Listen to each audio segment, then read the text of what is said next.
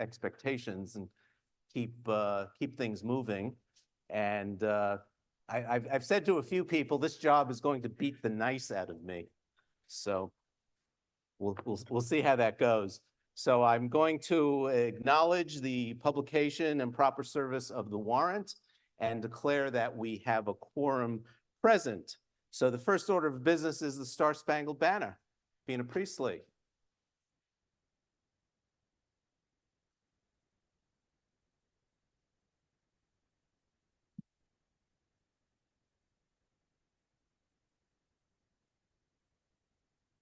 Jose, can you see by the dawn's early light what so proudly we hailed at the twilight's last gleaming, whose broad stripes and bright stars through the perilous fight for the ramparts we watched were so gallantly streaming, and the rockets the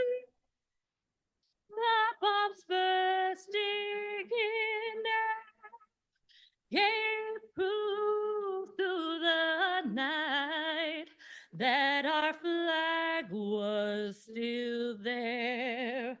Oh, think does that star-spangled banner yet wave for the land of the free and the home of the brave.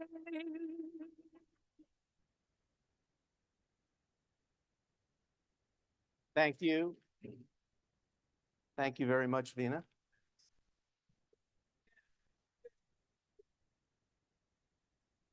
The next order of business is the Indigenous Peoples Declaration, the land acknowledgement. And for that, we have Felina Silver, who's going to be joining us remotely. So. Okay.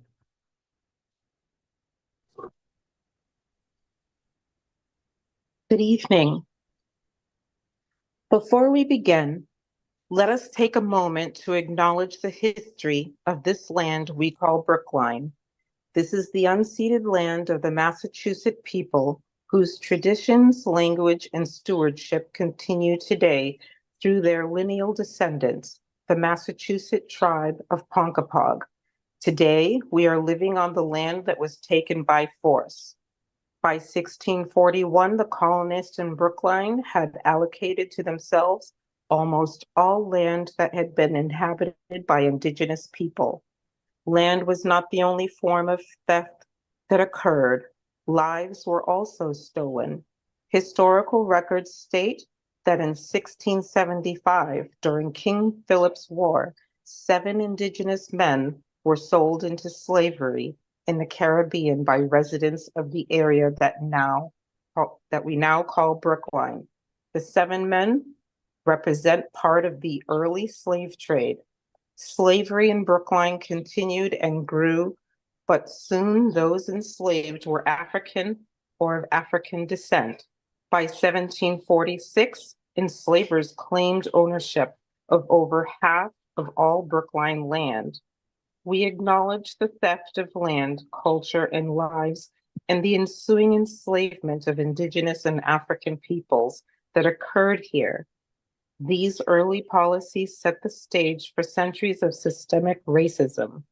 As we remember these atrocities, we must commit ourselves to address the ongoing inequities that are the result of our history of colonism and racism.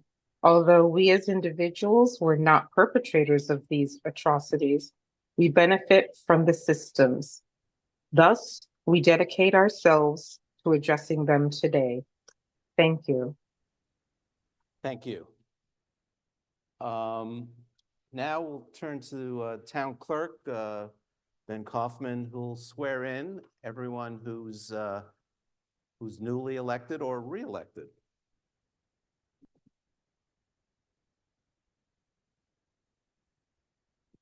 Thank you, Mr. Moderator. Oh. Can everybody hear me? Excellent. I would like to invite any of the newly elected or newly re-elected town meeting members who are able to rise and raise your right hands. And please repeat after me. I do solemnly swear or affirm that I will faithfully and impartially discharge all the duties incumbent on me as a town meeting member, according to the best of my ability and understanding, agreeably to the rules and regulations of the Constitution, the laws of the Commonwealth, and under rules, regulations, and bylaws made under authority thereon. Congratulations to you all.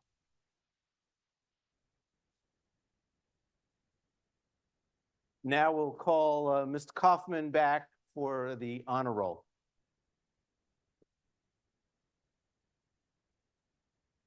I invite you all to please join me in a moment of silence while we remember former town meeting members who passed away in the past year.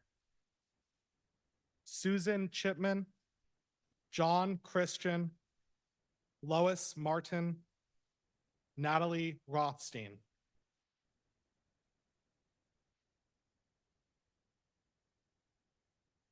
May we continue their work. Thank you.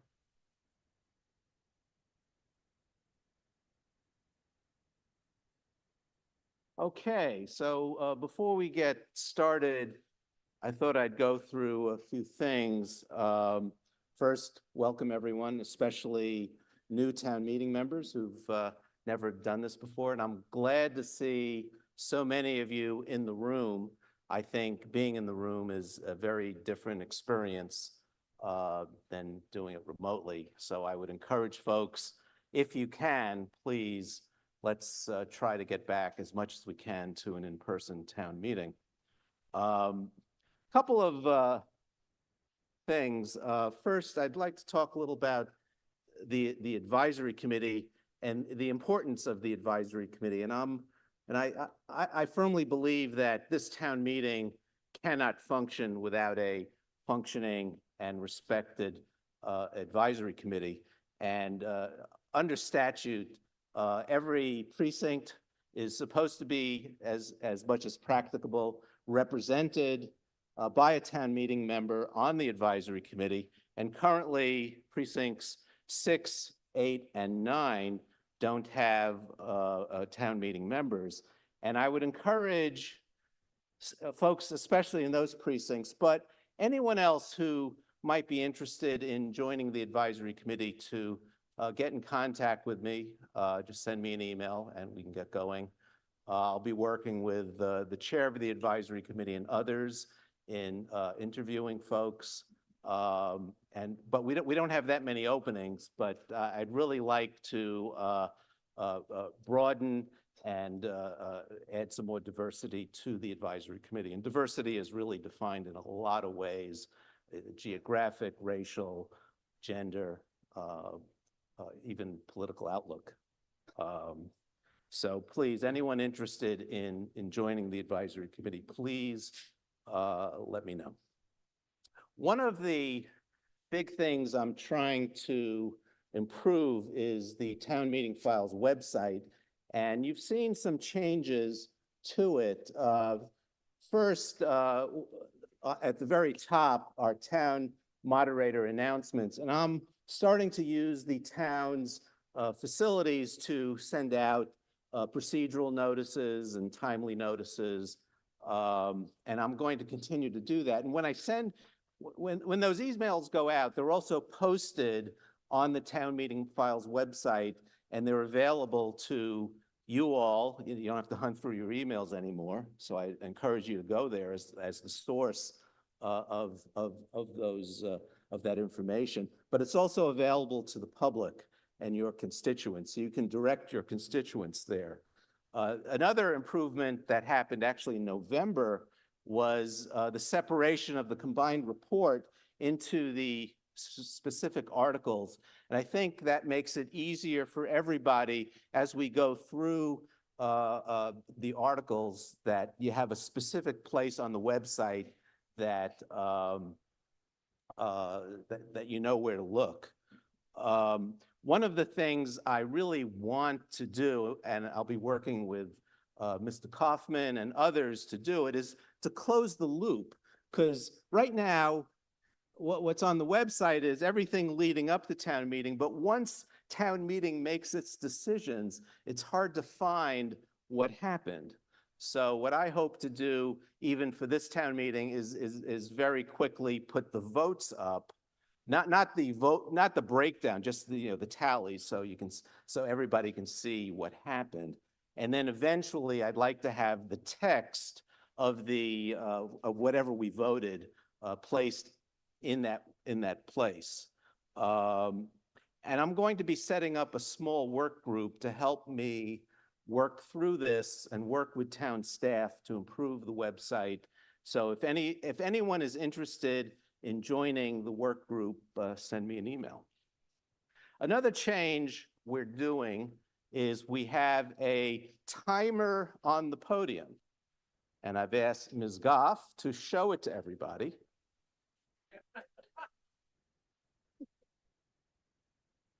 So when you're called up, you'll be told you have 3 minutes, 5 minutes, whatever it is.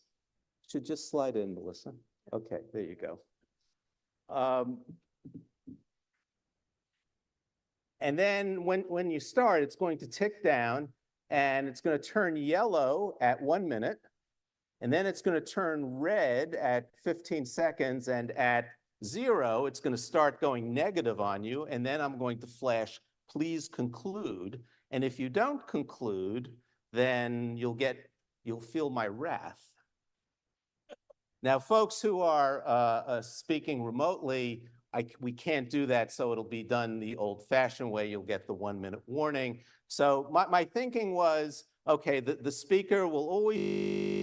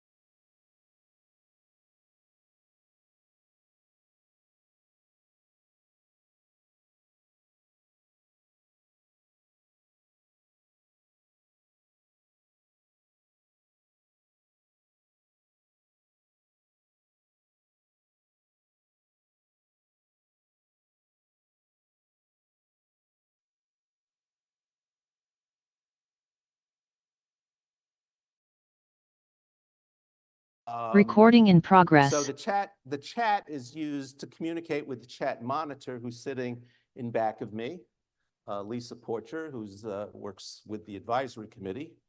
And so you're using it to state you have a question, point of order, point of personal privilege. If you're remote and you have a point of order, you can type out point of order, but also give us a little sense of what the point of order is. Because a point of order, you're entitled to interrupt the speaker, and I want to have a good sense that it is actually a point of order before we interrupt the speaker. If you're up there speaking, you don't want people interrupting you for a non-point of order. That's, I think, kind of rude. Yes. Okay. Someone is saying point of order to thank. I'm not going to take that. Okay. So we have our first vote in front of us, and the first vote, it's a test vote, but it's a real vote, and it's a vote to approve a hybrid town meeting. So the question is, do you as town meeting members approve the hybrid town meeting? A yes means yes, you approve it. A no means you don't approve it. I do hope you approve it. And then, of course, you can abstain. So drop the poll. So this will give us a taste of how to do this.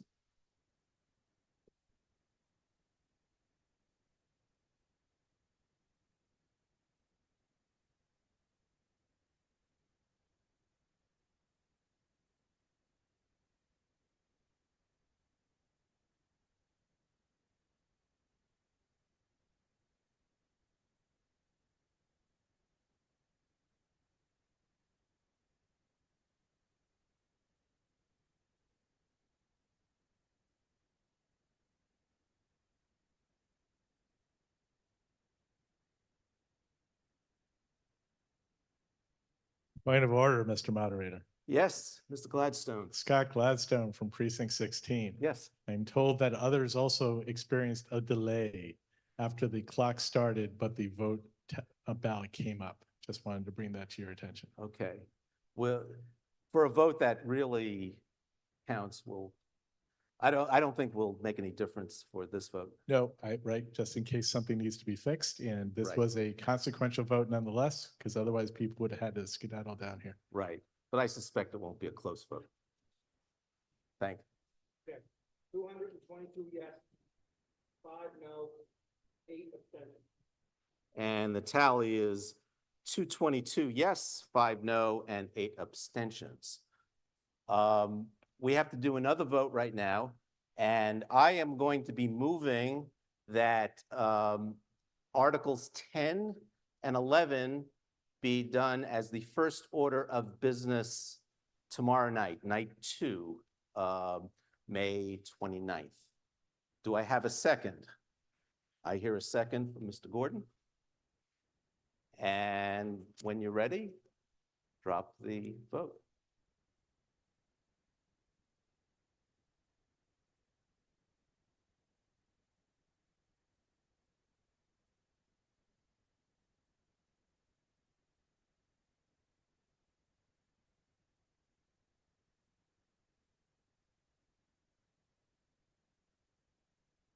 I rise to repeat my point of order from previously. It's only about 4 seconds, but okay. So the solution is we'll.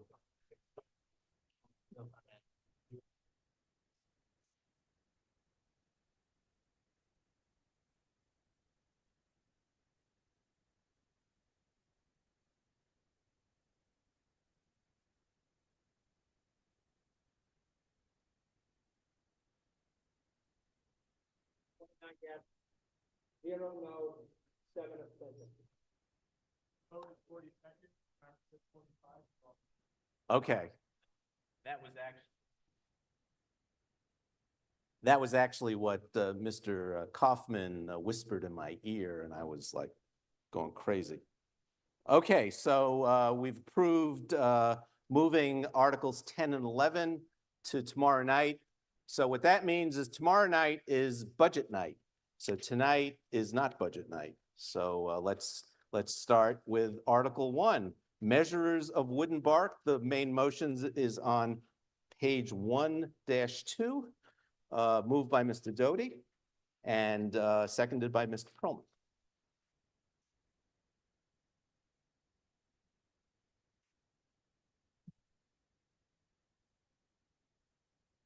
Thank you, Mr. Moderator. Dennis Doughty, Precinct 3, Chair of the Advisory Committee, speaking for a unanimous advisory committee in support of Article 1.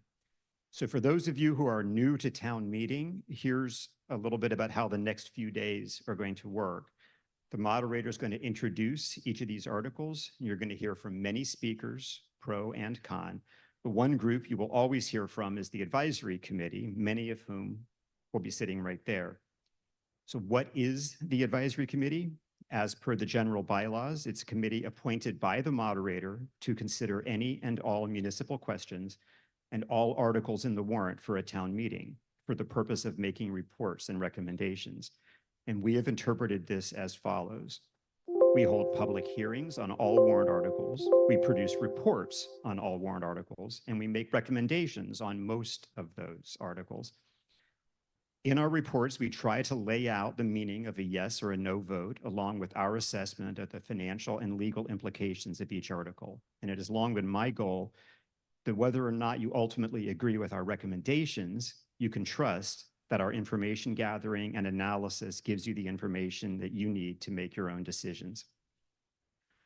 Article 1 calls upon the Select Board to appoint 2 measurers of wood and bark, whose task it is to ensure that certain standards are met for cords of firewood sold in Brookline.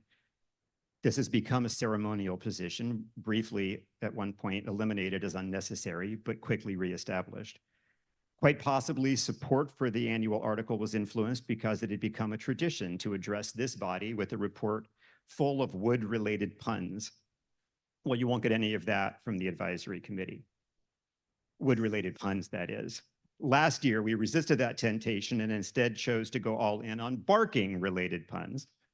And this year, why should measures be left out? And while I'm not sure that there's really any point in keeping the measurers of wood and bark, the scale of support for this article remains enormous. I'd even say we're courting unanimity. And although this is not the weightiest of issues, by a vote of 17-0 with no abstentions, the advisory committee recommends favorable action on Article 1.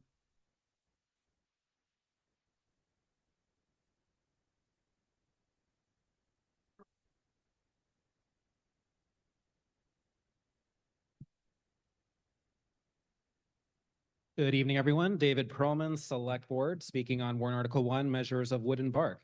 This warrant article is a long-standing tradition to see whether the town will establish that the number of measures of wood and bark be 2 to be appointed by the Select Board for the purpose of ensuring that cordwood for sale measure 8 feet long, 4 feet wide, and 4 feet tall. After the spring town meeting of 2000 eliminated this tradition, Article 20 of the November 2000 special town meeting brought it back, requiring that this be the first article at each annual town meeting. In more recent years, there has been a secondary tradition of assigning the sapling of the Select Board to speak on this warrant article, with a goal of sprinkling in as many painful, intentional tree puns as possible before getting booed off the lectern. While urged by some to eschew this popular norm, I am a sap for deep-rooted tradition. Evidently, the Springtown Meeting 2000 tree totaler prohibitionists could not appreciate a corny joke. Treason, I say. Perhaps they did not want to risk being stumped. At least in the hybrid era, one can log off.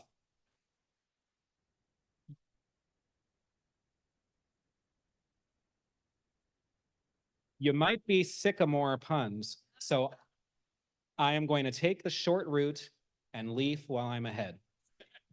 The Select Board unanimously recommends favorable action.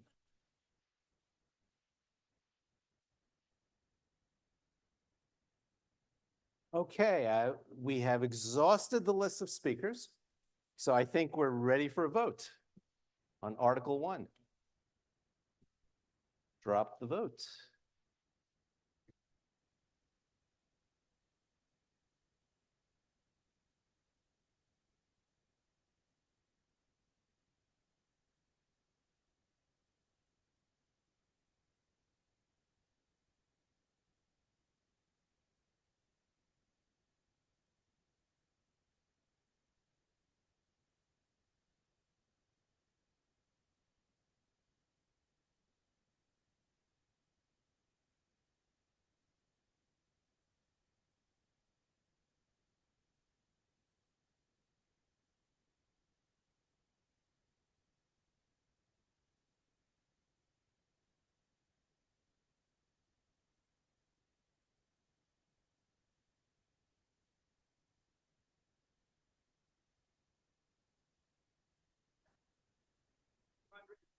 Yes. 0, no. 12 abstentions.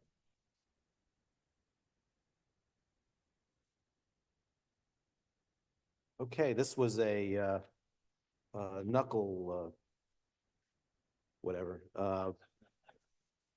224 to 0 to 12, 12 abstentions, passes.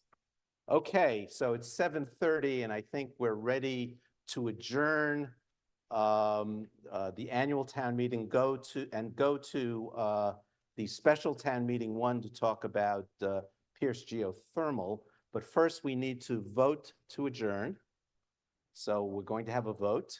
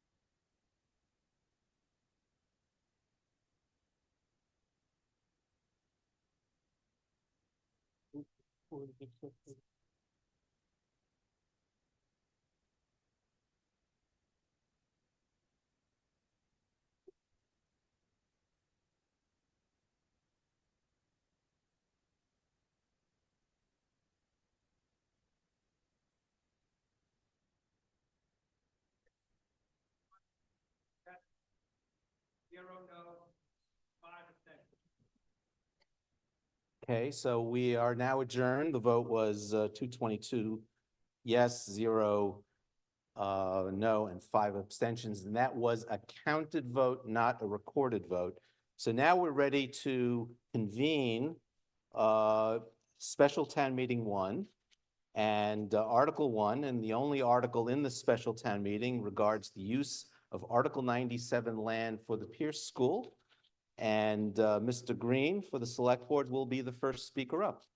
So Mr. Green, please tell us why we're here and what this article is all about. The motion to be voted is on pages 1-7 to 1-8, and it's moved by Mr. Green and seconded by Mr. Penzel.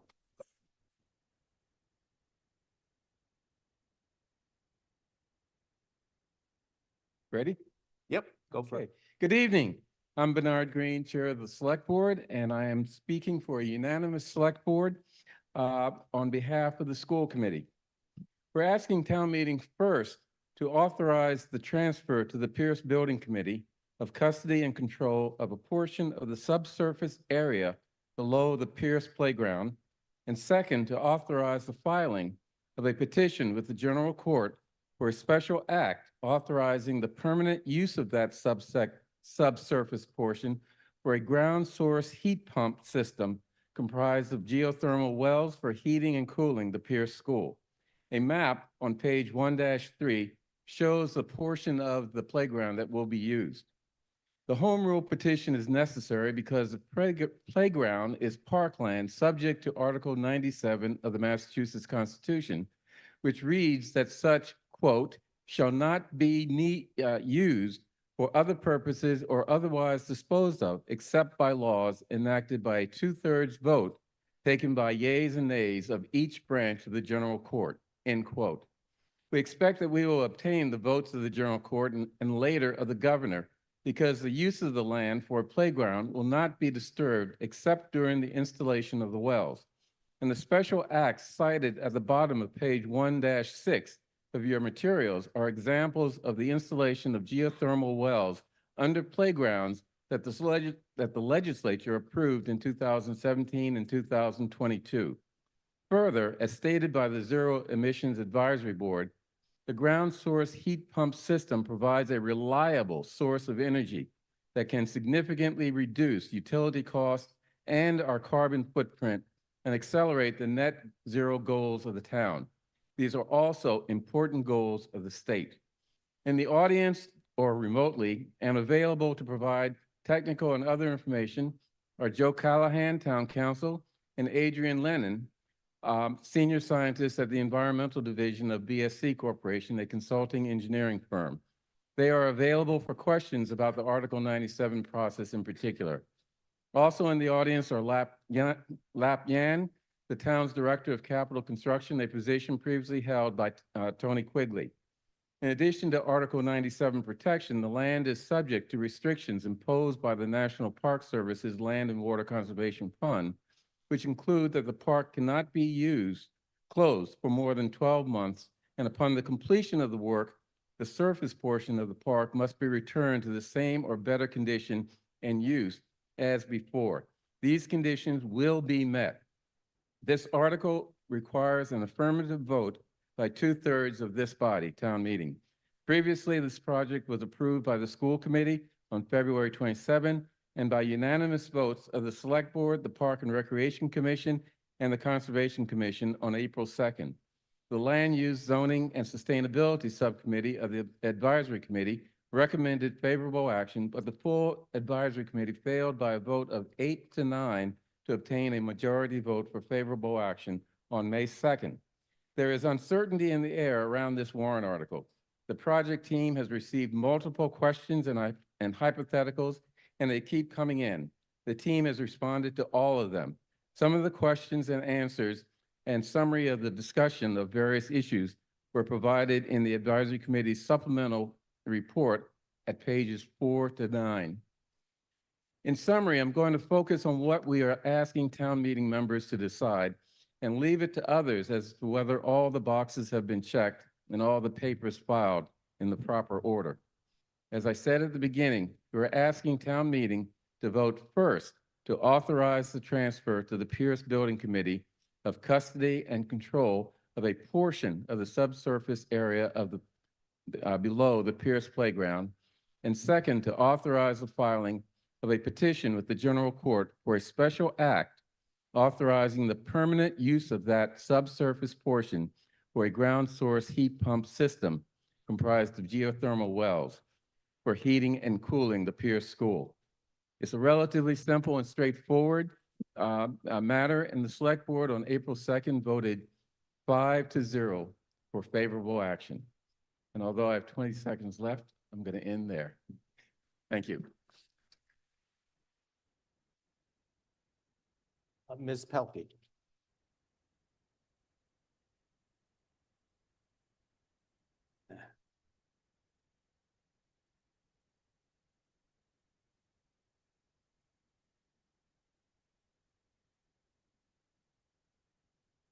Okay, whenever. Okay, sorry. Go. Want my time back? Sorry. I was gonna.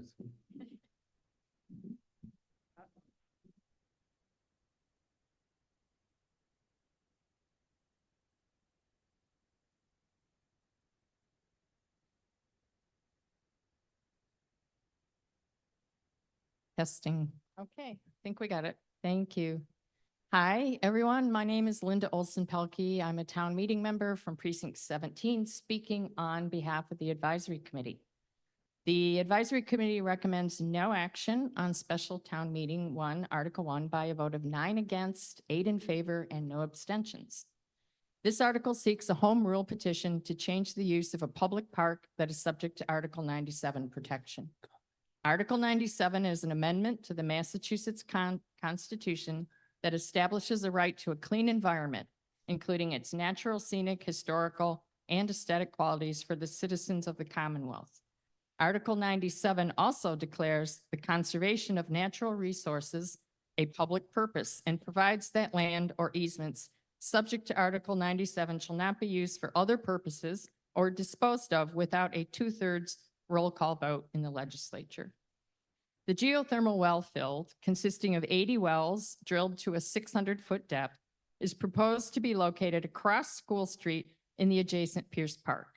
Article 97 and the recently adopted Public Lands Preservation Act establish statutory requirements and a process for submission to the legislature of petitions such as this to authorize the use of the protected park for another purpose. The law does not distinguish between surface and subsurface land.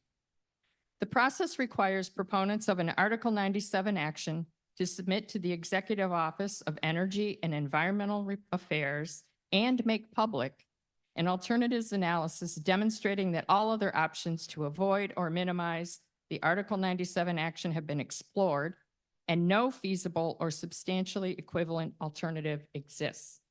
Article 97 policy also states that monetary considerations are not sufficient justifications within the context of evaluating alternatives. The advisory committee at its public meeting sought information and analysis that would support the necessary finding that no feasible alternative exists.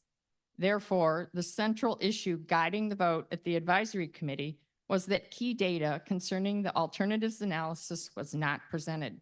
We also sought to identify potential risks in terms of using the park for this purpose and issues that might arise within the Article 97 process.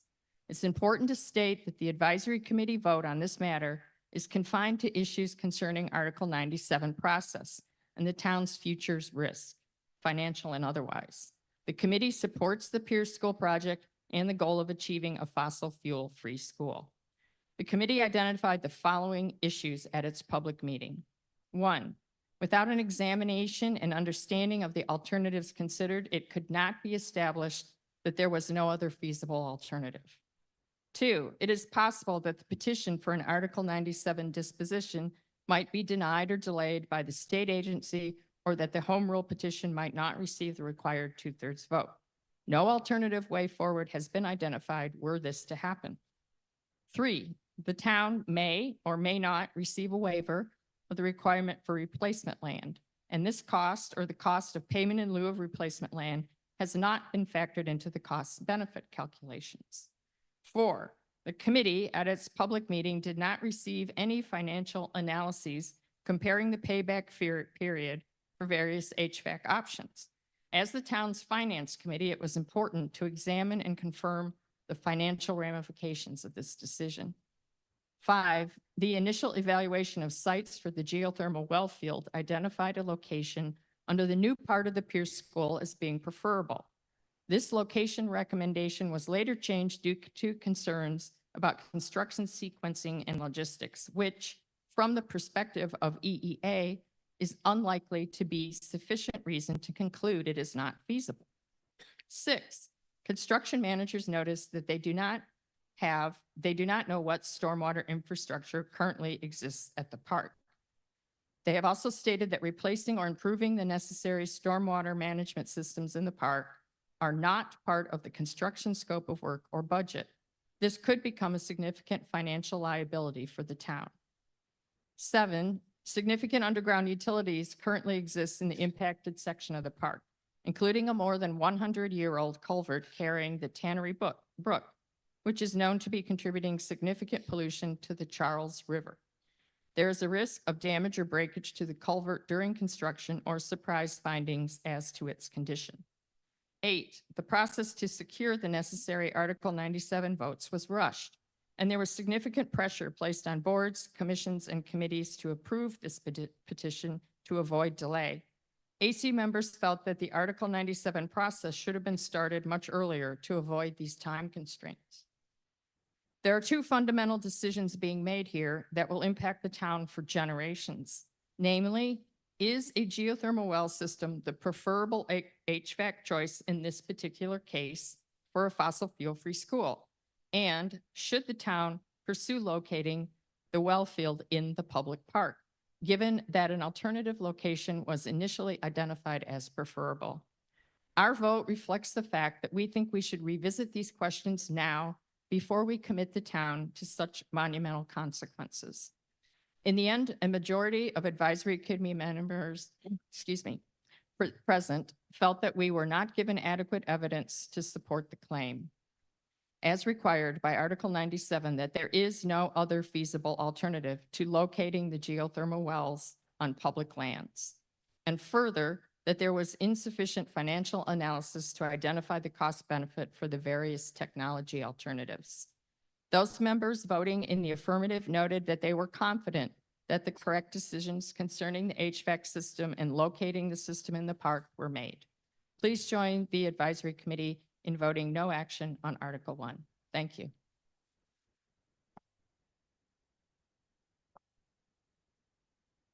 Next up is Mr. Penzel, 4 minutes.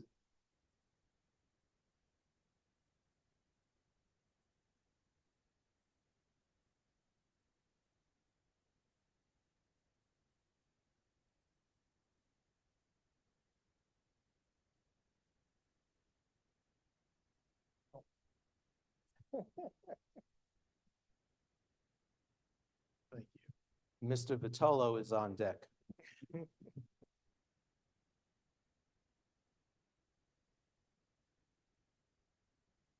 Okay, okay, thank you. Okay. Thank you. My name is Mark Penzel. I'm a town meeting member from Precinct 2 and a member of the advisory committee. I am here speaking solely in my individual capacity.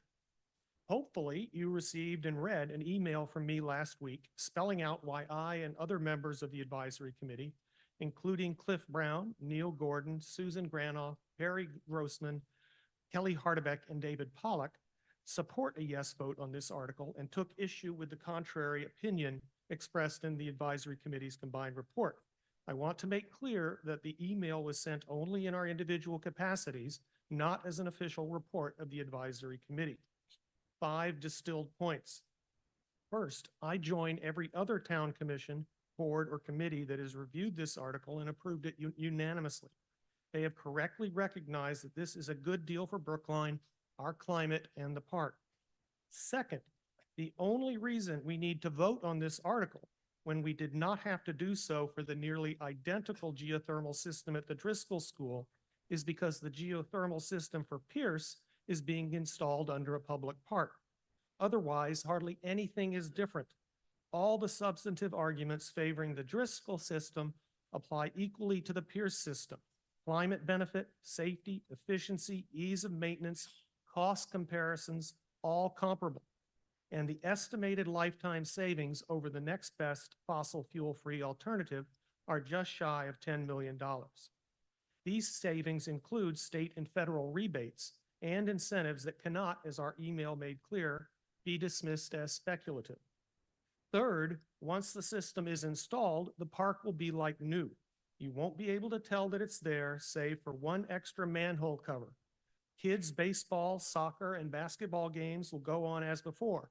And if for some reason we later want to plant shade trees in the middle of the infield or the outfield, our town arborist tells us that will be fine, as tree roots will not extend to the depth that the system is buried.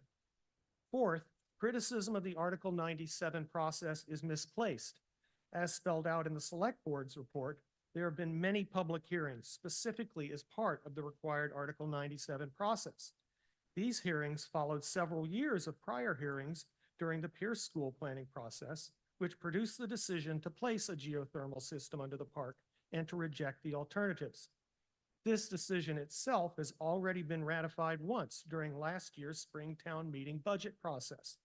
Therefore, to contend, as the combined report does, that a shameful lack of public process has brought us to this point is simply not true. We don't need any more process other than this debate and vote tonight. Finally, as a practical matter, we have absolutely nothing to lose and everything to gain by supporting this article. As is clear, the geothermal system in the park makes the most financial and environmental sense. If we vote yes and the state agency then approves our application and the legislature passes our home rule petition, we will have cleared in just 2 months the last procedural hurdle for placing the best system in the park. And even if we vote yes and the state agency somehow turns down our application, a result town council who has decades of experience with these exact issues tells us is very unlikely, the town will either have to adjust or start over. But if we vote no tonight, we will be back at square one with all the attendant delay, extra costs, and uncertainty, and no better off than had we voted yes and had the state rejected our application. In other words, the best case scenario if we vote no is the worst case scenario if we vote yes. Please vote yes on this article. Thank you very much.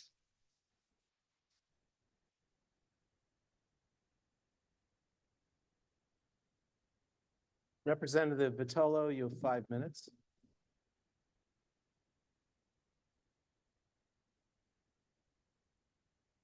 Feedback? You getting feedback? Yeah, I'm getting a little feedback, Wes. I am State Representative Tommy Vitolo, town meeting member at large. For those new to town meeting, welcome. I'm glad you're here. I rise not to speak in favor of the main motion, nor to speak in opposition. I will abstain from this vote, as I do all home rule petitions, because it is my job to shepherd any home rule petition forwarded by this body through the great and general court. This is not a typical home rule petition, and I want to highlight 2 reasons why. Firstly, to pass this article requires a 2/3 vote from this body, rather than a simple majority. Secondly, to pass the legislature, the home rule language must receive a 2/3 vote in both the House and the Senate, and that shrinks the legislative timeline, as both state House votes must be taken before July 31st, 2024, rather than January 1st, 2025. This incredibly compressed timeline prompted this special town meeting. By debating this article in a standalone STM, the town meeting vote can become official tomorrow, rather than a week or more into the future, providing me with a few extra days to advance the bill through the legislature. Article 97 is indeed the 97th Amendment to the world's oldest functioning written constitution, the 1780 Constitution of the Commonwealth of Massachusetts.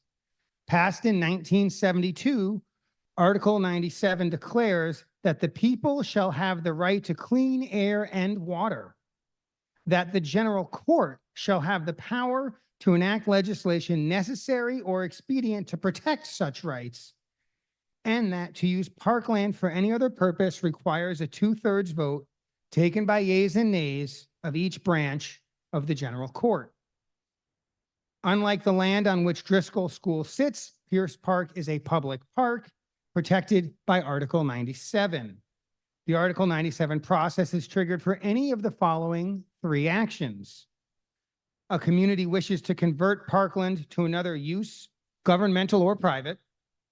A community wishes to change the use of a park to a different park use, such as from a diamond ball field to a passive forested space. Or a community wishes to degrade or diminish the park space itself. In the case of STM1, the proposal is to use the lower portion of the park underneath the basketball courts and baseball field, 5 feet below the ground and lower, for a different use. Proceeding with geothermal heat pumps will preclude the town from installing an in-ground pool with a deep end in that space. Though, of course, doing that would also require an Article 97 process due to a proposed change in use. Recently, the Public Land Preservation Act, known as PLPA, became enshrined in Massachusetts general law. I was proud to vote in favor. Championed by South Brookline State Rep Ruth Balzer, the PLPA requires no net loss of park space, even if the legislature authorizes an Article 97 disposal. When you revisit Pierce Park in a few years, should the project proceed, the only evidence that a ground source heat pump was installed will be a single utility access panel located on what is now and will remain a paved path within the park. I believe that this detail, very different from Barnstable's 1,200 square foot above ground structure as part of its recent Article 97 application, will allow the Secretary of the Executive Office of Energy and Environmental Affairs to waive any PLPA obligation. The only way the town can proceed with geothermal heating and cooling is via Article 97. And that is only possible with a 2/3 vote today and a 2/3 vote by both the Massachusetts House and Senate. Given the short timeline, I have already had conversations with the House Chair of Municipalities and her staff, House Chair of Rules, House Chair of Steering Policy and Scheduling, House Chair of Third Reading, House Chair of Ways and Means and his staff, and the House Speaker and his staff. Should this body vote yes by a 2/3 margin, I will work hard over the next 10 weeks to secure the favorable 3 committee votes, 2 favorable legislative votes, and the signature of the governor Please. necessary to proceed with the geothermal project. Thank you.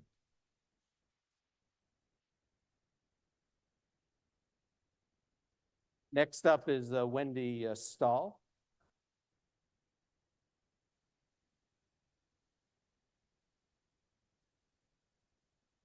And Jeff Rudolph is on deck. I have some slides.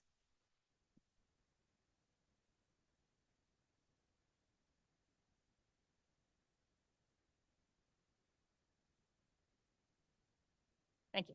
My name is Wendy Stahl. I'm the chair of Brookline Zero Emissions Advisory Board, and we are fervently in favor of this article. I'm going to focus on 2 points. First, geothermal is the best for the climate, and second, geothermal is the best for our wallets. Next slide. We have committed to building an all-electric, fossil fuel-free school. Therefore, the engineering team looked at 4 different all-electric HVAC systems listed here. Geothermal is on the right.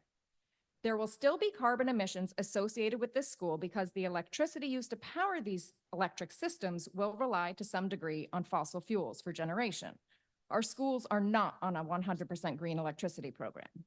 Of all the systems analyzed, geothermal was projected to have the lowest carbon emissions, saving 179 tons of carbon pollution every year over the next best option. That's a hard number to conceptualize, so I'll make an analogy. Next slide. According to the EPA, the carbon emissions avoided each year from using geothermal at Pierce is equivalent to the carbon absorbed by over 100 acres of forest every year. Next slide. What about solar panels? Like other new schools, Pierce is planning on having solar panels no matter what system is installed. The goal with solar is to cover as much of the electricity use as possible. Unfortunately, there's not enough space to install panels that cover 100% of the electricity at Pierce. And unfortunately, we're also not installing batteries. But since geothermal uses so much less electricity than the other options, installing geothermal will get us the closest we can to net zero. If we use a less efficient system, not only will the solar panels cover an even smaller percentage of the electricity use, but the solar array will also have to be downsized due to the need to place mechanical systems on the roof, a lose-lose situation. But I also want to emphasize the costs here today. Next slide. Without any state or federal incentives, geothermal has the lowest total cost. This is because even though it costs more upfront, each year we save an estimated $135,000 on operational and maintenance costs. But there's more. Next slide. Significant state and federal rebates are available only for geothermal and not any other system. While this money is not in our pockets yet and was not included in the engineer's calculations, we have been advised that if we follow the steps we are planning to take, we will qualify for reimbursements up to $9 million at the end of construction, which brings the total lifetime cost of geothermal to $10 million less than the alternative. Next slide. It's the best for the climate. It's the best for our wallets. Geothermal is simply the best. Better than all the rest. That's it, thanks.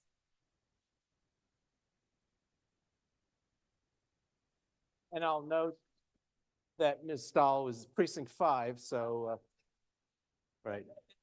Mr. Rudolph, and then I'll entertain a question after Mr. Rudolph. Right, and if any, I know we have one question. If anyone else has questions, now would be the time to line up.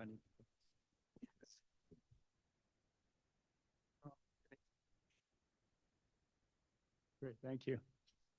Thank you, Jeff Rudolph, Town Meeting Member, Precinct 6. I was the campaign manager for last year's Pierce. Oh, you haven't started the clock? No, freebie, all right. I was a campaign manager for last year's Pierce debt exclusion. And I have a 7th grader currently at Pierce. I'm not sure if we're doing conflict of interest anymore, but there you go. Tonight, I'm speaking in favor of Special Town Meeting 1, Article 1. And in true town meeting fashion, I'm going to skip about half of what I was saying because it's already been covered by other speakers. What we're voting on tonight is whether or not we want to authorize and empower the select board to petition the Commonwealth for a special act to allow the construction of geothermal wells under Pierce School Playground, which we've already mentioned. This is consistent with the overall Pierce building design, and it was submitted to the MSBA last year and obviously approved by town meeting and the voters. Open space, parks, playgrounds are vital, highly valuable spaces in our community, and we should think carefully, study everything. Sorry. Hold public hearings, ask the important questions that need asking, and understand the process required by the Commonwealth before making changes. From the meetings I have attended over the past few months, we have done just that. The Select Board reviewed this topic on March 19th. The Advisory Committee has taken up this discussion twice, both in the Land Use Subcommittee on March 20th and in the Main Committee on May 2nd. There were presentations followed by questions at the 3-hour Joint Select Board, Conservation Commission, and Park and Recreation Committee meeting on April 2nd. The Pierce School Building Committee community forums regarding Article 97 were held on April 24th and May 22nd. Many questions were asked at these meetings and all of them answered. I want to take a moment to point out the hard work of Town Council Joe Callanan throughout this process for answering more questions regarding Article 97 than I thought existed. Thank you, Joe. Regarding the usage of the land itself, a little quick history. The Pierce School Playground opened in 1929 as the first playground available for the students of Pierce Grammar School. I will point out that was 74 years after the school itself had actually opened. Please join me in voting in favor of Special Town Meeting 1, Article 1, to move forward with using geothermal wells, the lowest cost all-electric HVAC option for the Pierce School. Thank you. Mr. Rejo. Thank you, Mr. Moderator. Carlos Vidrejo, Precinct 14. I had two questions. Mike 2, I'm sorry. That's for the control room. I had two questions, related questions. First question would be, when are the geothermal wells planned to be drilled? And the second question is, has that date changed since the warrant article was open or published?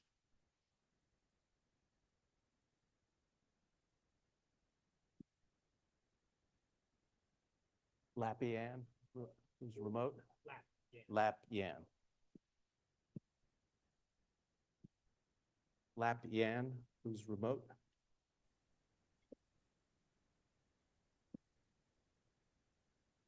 Yeah, I'm here. Anybody hear me? Yes. So presently, we are, and there's other people on the construction management team here.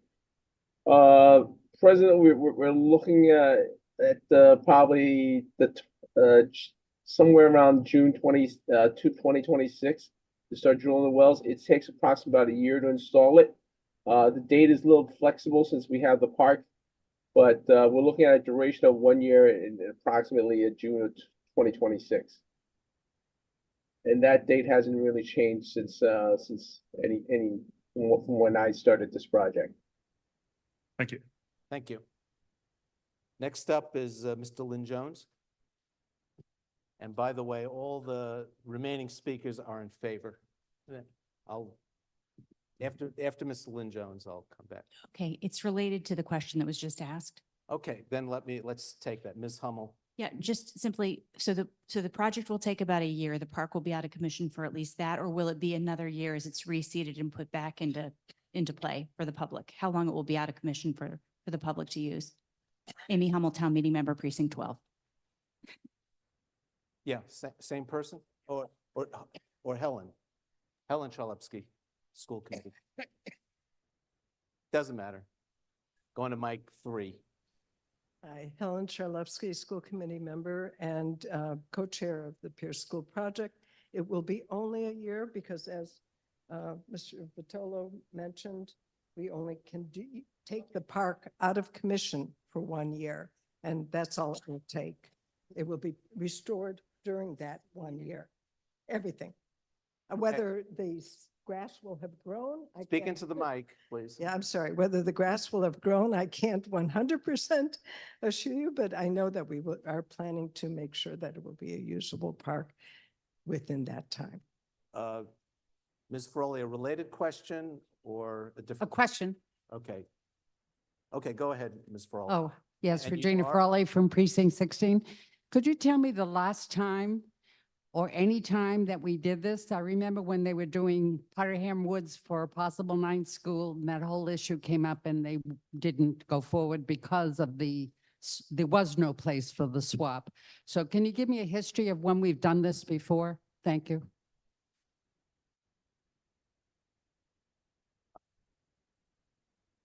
Figuring out whether there's an answer.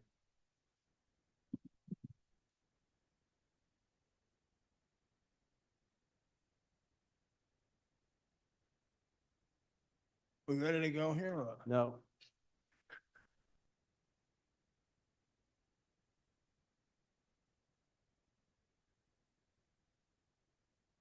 Mr. Carey?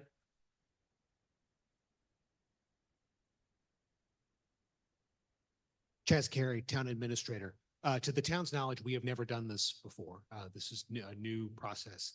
Again, due to the space being used underneath the ground there, there is no swap involved in this. Yes, sir. Jim Rourke, Precinct 15. What are you going to do with the kids? They're at the school, correct? They need a place to play. So you're going to dig it up, take it out of service for a year. No? There won't be any kids there? Again, Chaz Carey, Town Administrator. No, the project will move. The Pierce School will move. The Pierce School is moving at the start of the next school year. They will be divided between the old Lincoln School and the new property owned in Fisher Hill. So the school will be divided between the upper and lower grades, but no students will remain at the Pierce School because it will be demolished and being rebuilt during that time. Yeah. So they're crossing Route 9 again to get to their play area? No, they will have separate play facilities at the new schools. The old Lincoln School has a separate area for play. Yeah, but there's going to be a certain amount Yes. of time that passes before they get. Yes, we're not going to have a back and forth. And that's been used as a school site for everyone, as far as. Good thing that we're going to tear it down. Okay, And, but please sit down. don't tell me what to do. One more question and then we'll go to Mr. Lynn Jones. I'm sorry. Our team, Precinct 4, remote? Sorry, Ms.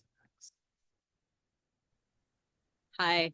Okay, unmuted. Yeah, I just had a quick question about, has the concern about geothermal wells potentially causing earthquakes been addressed? Is the park a safe location regarding this concern? Can you identify yourself and? Oh, and- sorry. Yes, Awat Teame, Town Meeting Member, Precinct 4.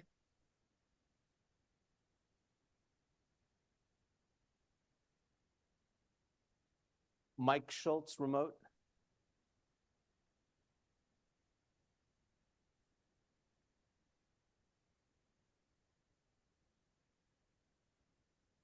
SCH?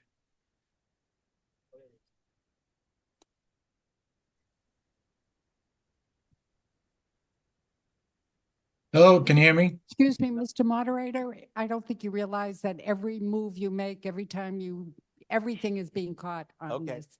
And it interferes with the speaker. I will turn it off.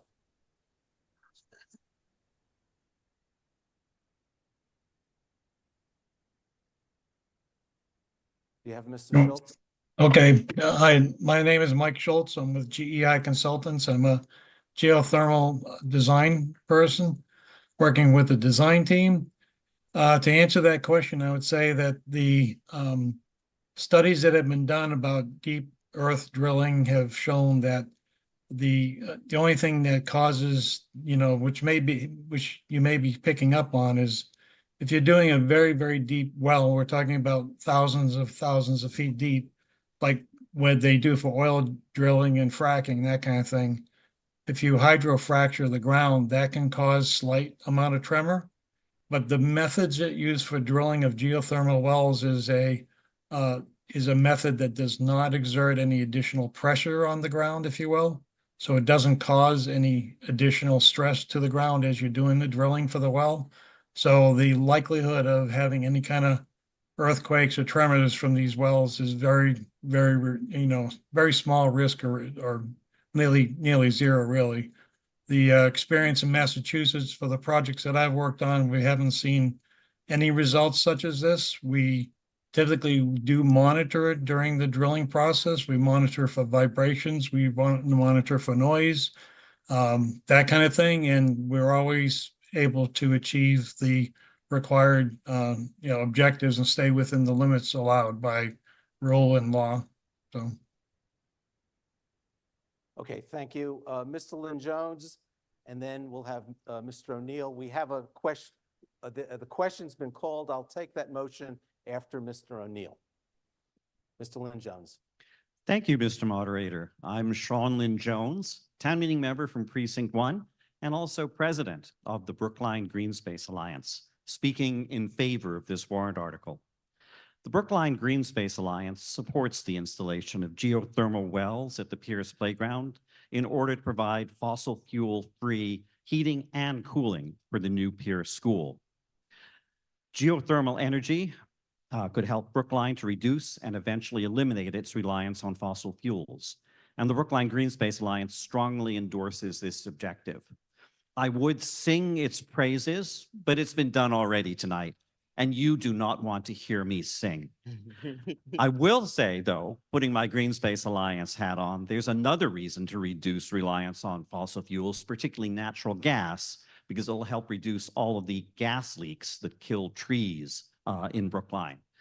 So we shouldn't forget about that. And I won't sing about trees or make any puns either.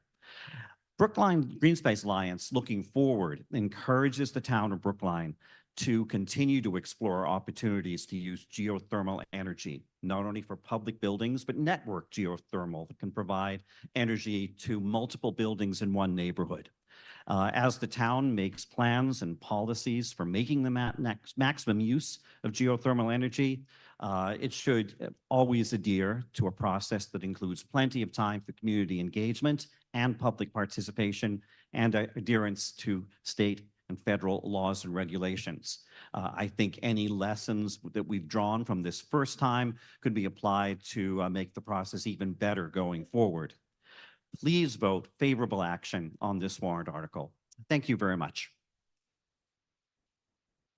Mr. O'Neill. Thank you, Mr. Moderator. I'll be brief. I honestly stood up at the mic because Jim stood up to speak, and I'm Donnell O'Neill Sr. Thank you. Sorry about that, Mr. Moderator. Donnell O'Neill Sr., town meeting member for Precinct 4, fourth term. I'm also on the AC. So I stood up because after Jimmy spoke, a lot of folks don't realize everyone in this room should be giving him a hug and congratulating him for even walking down this aisle and standing up at that microphone and speaking. That's all I want to say right now about that. I just want to be brief. So thank you, Jimmy, for standing up and speaking. It's been a while. Welcome back. Thank you. Okay, we have a motion to call the question, and the remaining speakers on the list are Carol Gladstone, Scott Englander, Andrew Fisher, Werner Lowy. So with that, we're ready to vote on whether to terminate debate.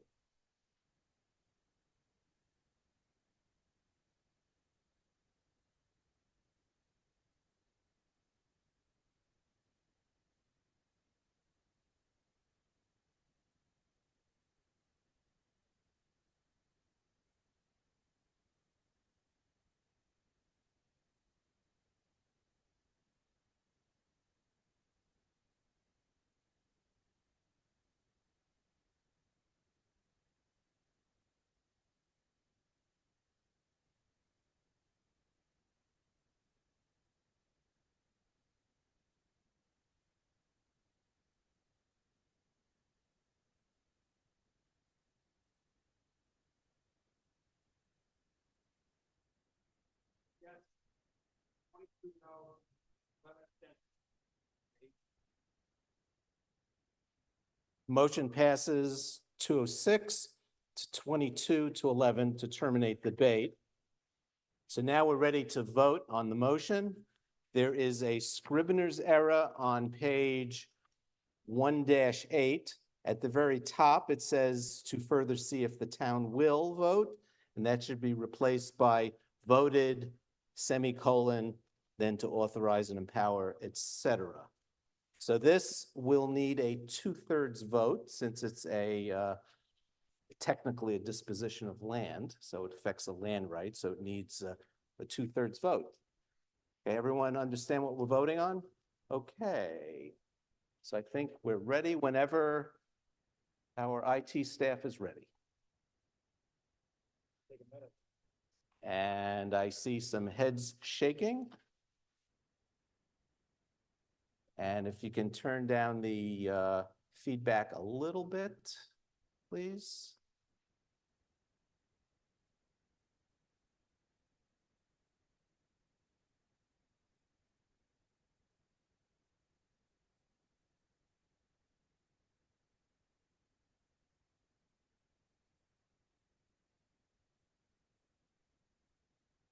Okay, well, it looks like we're just about ready to go.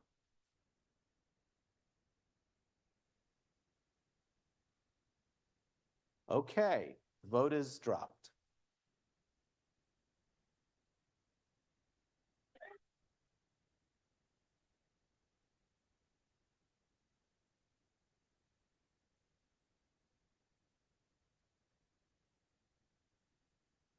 Then we'll immediately go to a dissolve vote.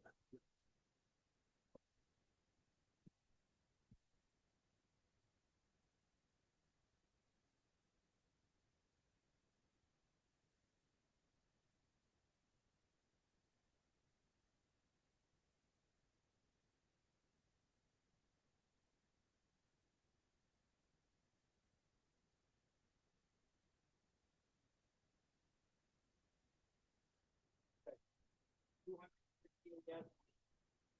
22 no, 10 abstentions. So the vote passes 216 to 22 to 10.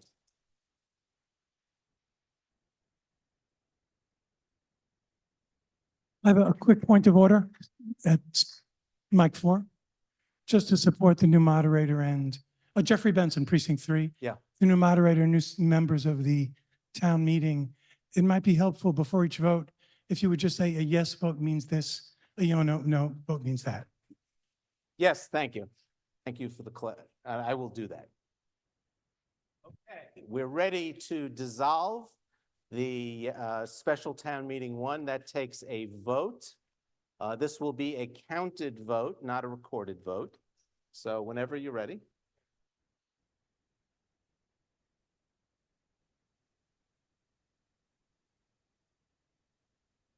And the dissolve is effective 5 p.m. tomorrow, right?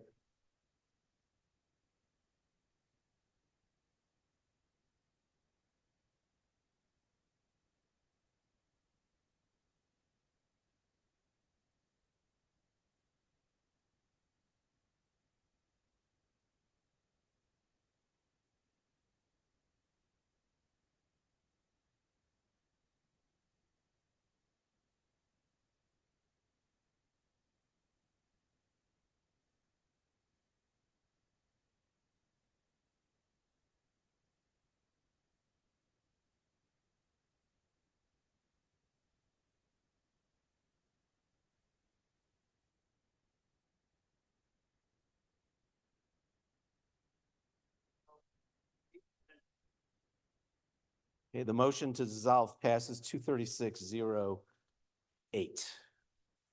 Okay, we're ready to move on. Yes. Point of order, Mr. Green. So I was kicked out of the Zoom, and I think other people are having that problem too. I had to go back and get help from the IT people. But are there other people who have this problem, or is this just, okay? So someone ought to tell us, what we do when that happens. Okay, you go up to the help desk.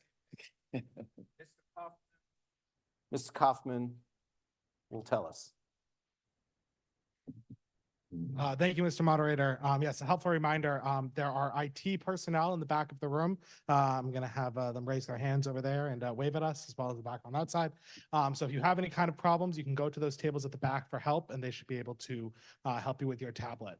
If for some reason a technical issue prevented your vote from being properly recorded, you should send an email to me, and we will review it, and we will be able to make changes if it was a technical issue like your tablet disconnecting that prevented your vote from being properly recorded. So IT staff is in the auditorium to help you out, and if you have any issue that results in your vote being missed, let me know, and we should be able to get that corrected. That's why the meeting will dissolve at 5 p.m. tomorrow. Thank you. Thank you, Mr. Kaufman. We're now ready to convene special town meeting 2, Article 1. And the article, the motion is on page 1-3.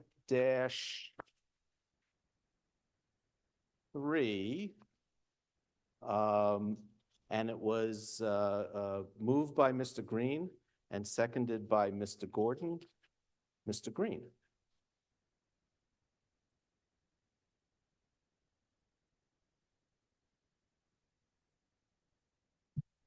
Thank you, Mr. Moderator, and good evening. I'm Bernard Green, speaking for a select board that voted favorable action by a vote of 3-0 with 2 absent members. Article 1 of Special Town Meeting 2 implements one component of the collective bargaining agreement with the Brookline Police Union. In that contract, there is agreement that the Brookline Police Department would withdraw from civil service. Withdrawal from civil service has the following consequences. Newly hired officers would be subject to a new hiring process, testing process, promotion process, and discipline process. Current officers would retain the current civil service procedures for discipline, but would enjoy the more flexible procedures of the non-civil service system that we will create for promotions. The contract was approved 91-11 by the police union.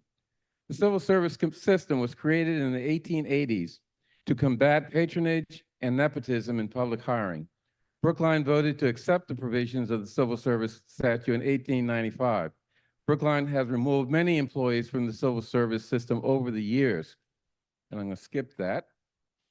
Civil service is problematic for Brookline for a number of reasons, including restrictions on officers' ability to advance, and that it is an impediment to the town hiring a diverse police force with experience and skills appropriate to our diverse population. We are required to rely on written tests and test scores that some courts have found have a discriminatory impact and are geared to good test takers, not good policing skills. Civil service imposes legal preferences such as residency requirements for the first year of employment that impedes the ability of people wanting to work for Brookline to easily apply and get hired. Civil service lists based on the written exams are limited, and we have to wait for the state to schedule exams on their timetable. Hiring through the exams do not always align with openings in geographically convenient police academies, and promotion exams require officers to seek advancement on the state's timetable, not the town's. Civil service prevents the town from looking at qualifications beyond those identified in written exams, such as EMT certifications and foreign language fluency. For example, based on the Asian population in the 2010 census, Brookline was told by the state that it had sufficient multilingual Asian officers, and we are not allowed to request additional names with that skill.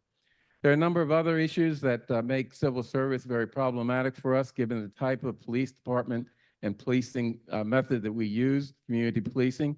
The select board voted 3-0 with 2 absences in favor of special town meeting 2, warrant article 1. Thank you. Point of order, Mr. Yes. Moderator. Janice Khan, Town Meeting Member, Precinct 15. So either a point of order or a point of clarification. My understanding is that town meeting needed to pass the collective bargaining article prior to voting on Right. this issue. I'm told that it didn't matter which order we did that in. the two are linked and they have, if, they depend on each other. Is that correct?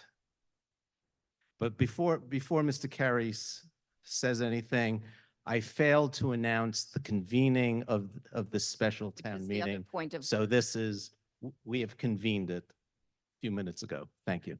Mr. Carey. Chess Carey, Town Administrator. Yes, the ideal point, the order of operations here would be to approve the collective bargaining agreement and leave civil service because that is a point within the collective bargaining agreement.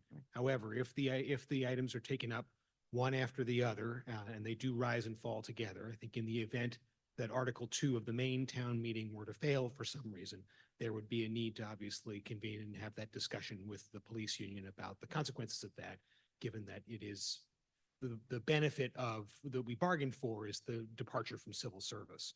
But that would be a technical matter that would arise if Article 2 of the main town meeting were defeated following this vote. So yes, it would be ideal if we were to do it in the opposite direction, but it's as a practical matter, because that is, I believe, the next article on the agenda.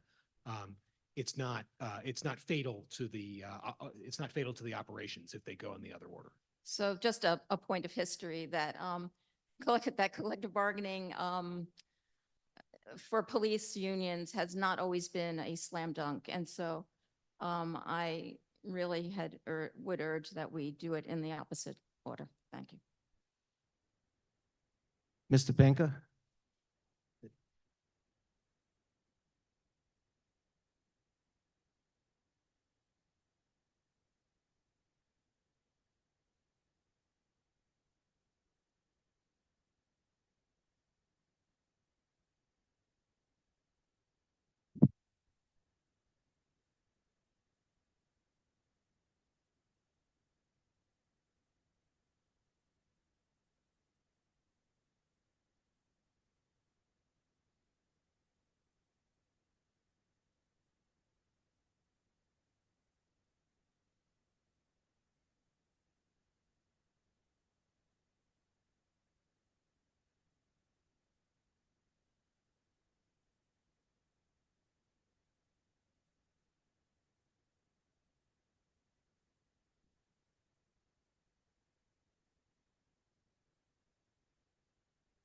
Thank you very much.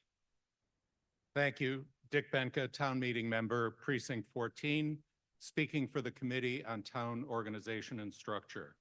CTOS unanimously recommends a yes vote as set forth in the CTOS report on page 1-3 of the combined report for the second special town meeting. The withdrawal from civil service is a necessary step in the implementation of the agreement negotiated between the town and the Brookline Police Union that will be considered, as was just discussed, in Article 2 of the annual town meeting. We believe that this vote for the withdrawal from civil service on the advice of town council complies with procedures required under state law. CTOS did, however, focus on the actual language of the original article, adding an amendment to make clear that the withdrawal from civil service applies only to the police department, as negotiated by the town and the Brookline Police Union. That amendment, which would retain the fire department in civil service, has been accepted by the Select Board and by the Advisory Committee. Withdrawal from civil service is part and parcel of a negotiated agreement that will bring contract certainty to the police department for the next 3 years, that addresses issues that have been in contention between the town and the police union, and that is designed to facilitate the hiring, retention, and promotion of police officers with abilities and skills that are beneficial to the town. Please vote favorable action. Thank you. Mr. Gordon?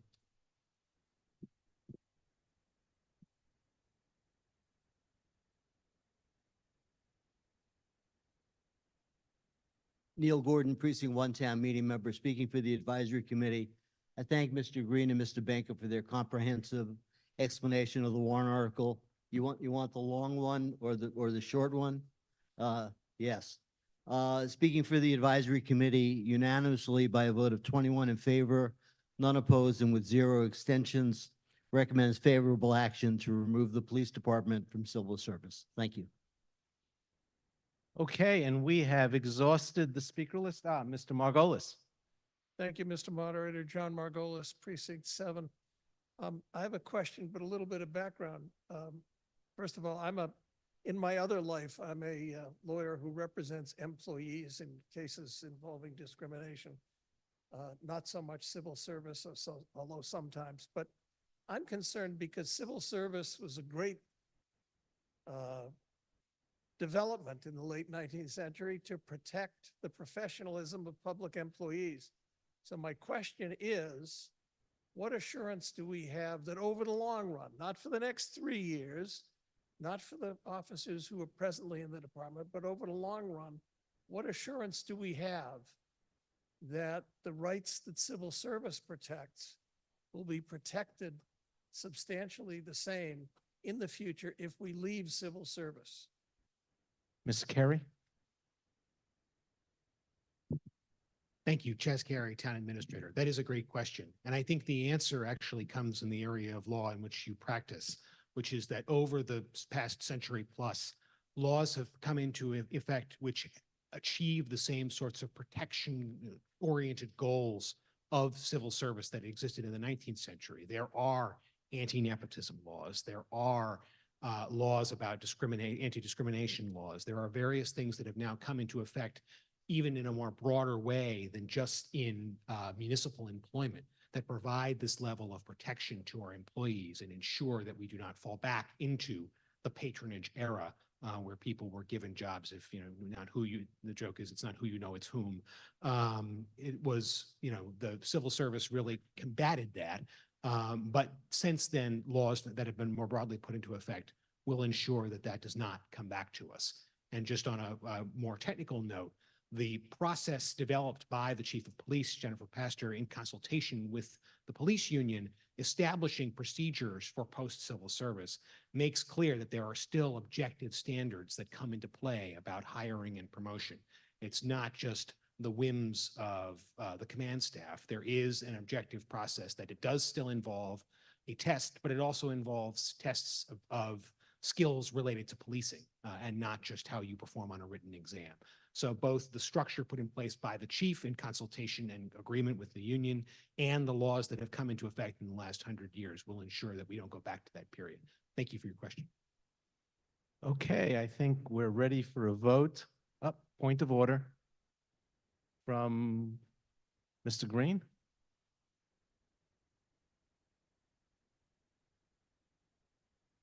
A minor but important point of order. The select board voted unanimously, 5 votes to 0 for the removal from civil service. We voted 3 to 0 with 2 abstentions on the contract. So I apologize for that mistake. Thank you. Okay, I cited the motion on page 1-3, which is the CTONS motion, which is actually identical to the motion on 1-7, but since I announced the motion, okay. I note that there's a phrase in the CTONS motion in bold that is not in 1-7. I will just move the motion on 1-3. Okay. So a yes approves the motion on 1-3. A no does not. You can abstain. We're ready to vote.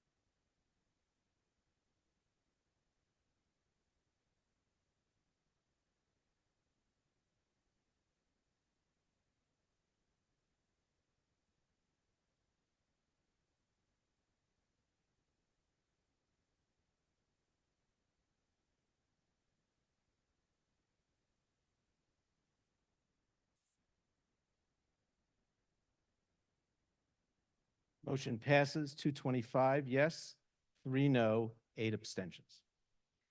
Okay, we're ready to vote to dissolve the special town meeting 2. And a yes vote will dissolve the town meeting. A no vote will up. I will move that we dissolve. And it's second by Ms. Frolic. Thank you. My greenness at this is coming through. So a yes will dissolve it. A no will keep us going, so I don't suggest that. And abstain, of course, that's your option. Ready?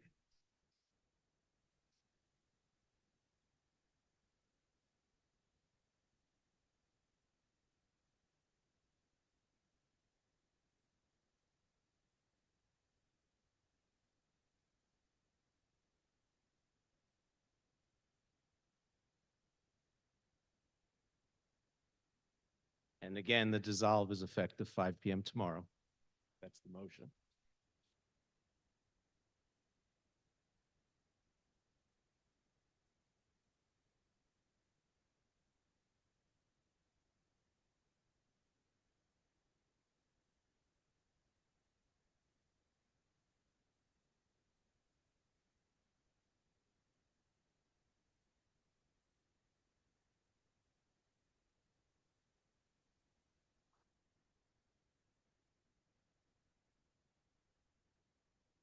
Motion passes 229, 0, no, 5 abstentions.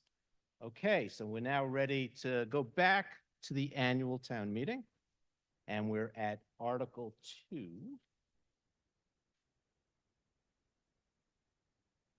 And the motion is on page 26. And it's moved by Mr. Green, seconded by Mr. Gordon. And it's a motion to approve 2 collective bargaining agreements. Mr. Green.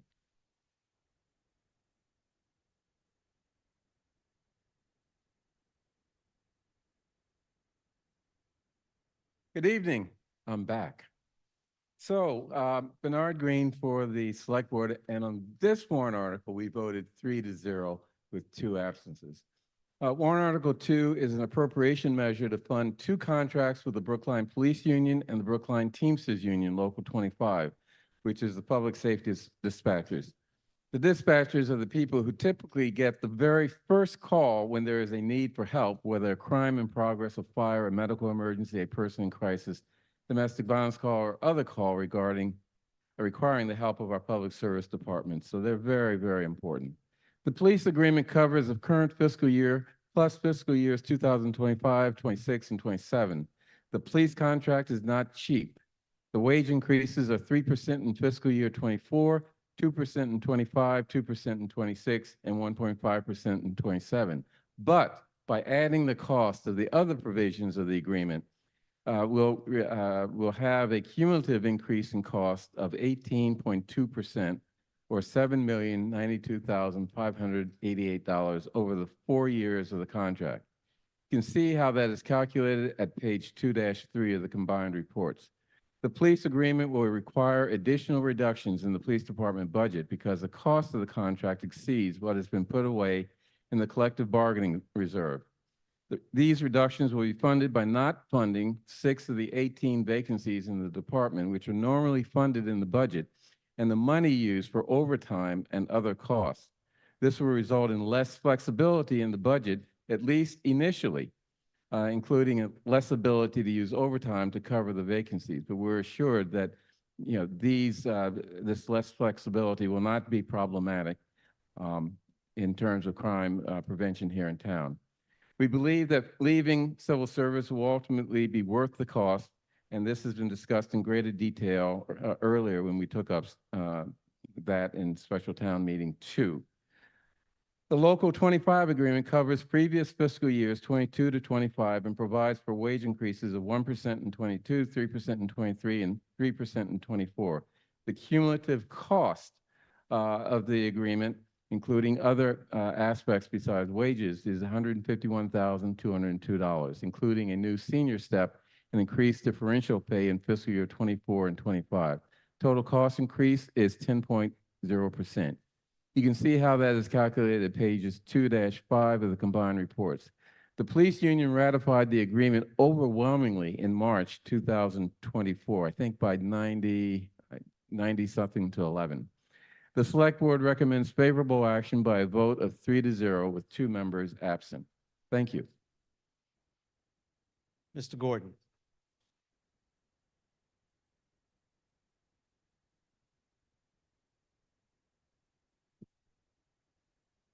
Thank you, Mr. Moderator. Neil Gordon, Precinct 1 Town Meeting Member, speaking for the Advisory Committee.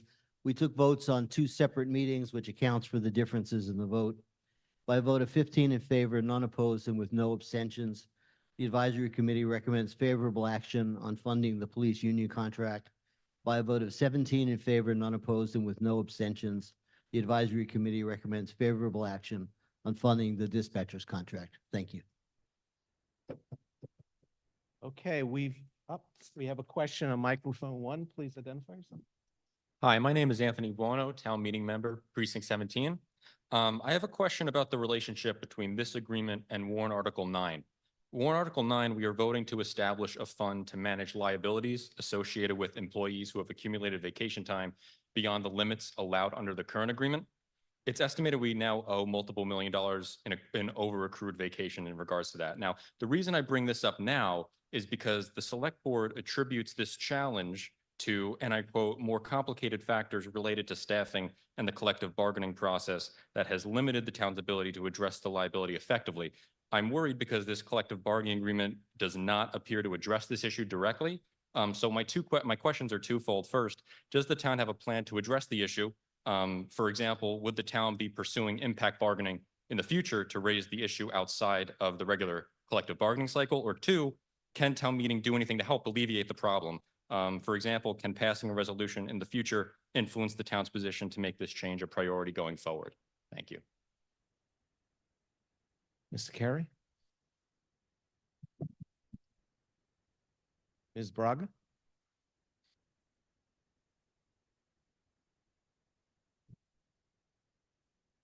Ann Braga, HR Director for the Town of Brookline. Thank you for bringing the question so I could answer it during the session.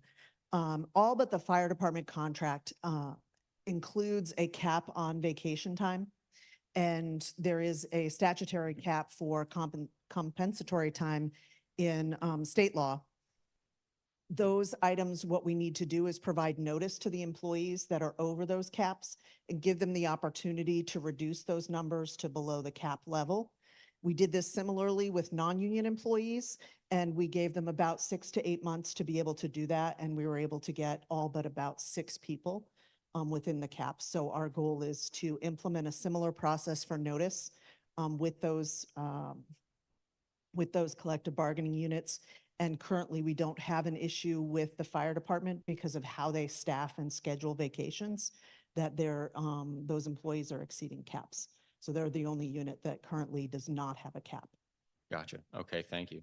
Thank you. I think we're ready for a vote. So we'll be voting to approve both contracts. So a vote yes will approve both contracts. A vote no will not approve it. And of course, you can abstain. And this is a majority vote. So whenever you're ready.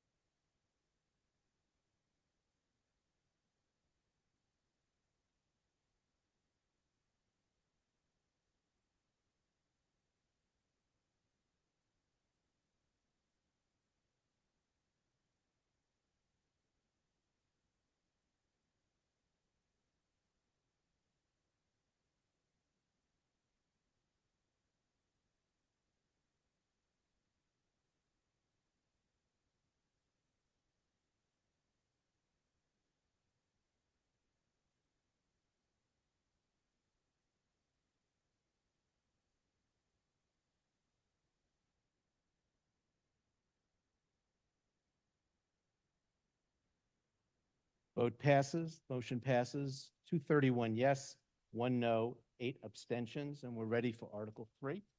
Article 3 is a recurring article we see every year. compensating balance agreements. And the motion is on page 3-1. It's being moved by Mr. Warren and seconded by Mr. Doughty. Mr. Warren.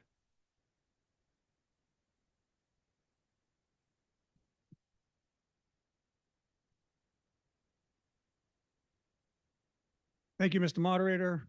Paul Warren speaking for the Select Board. Article 3 is an annual article that authorizes the town treasurer to enter into compensating balance agreements.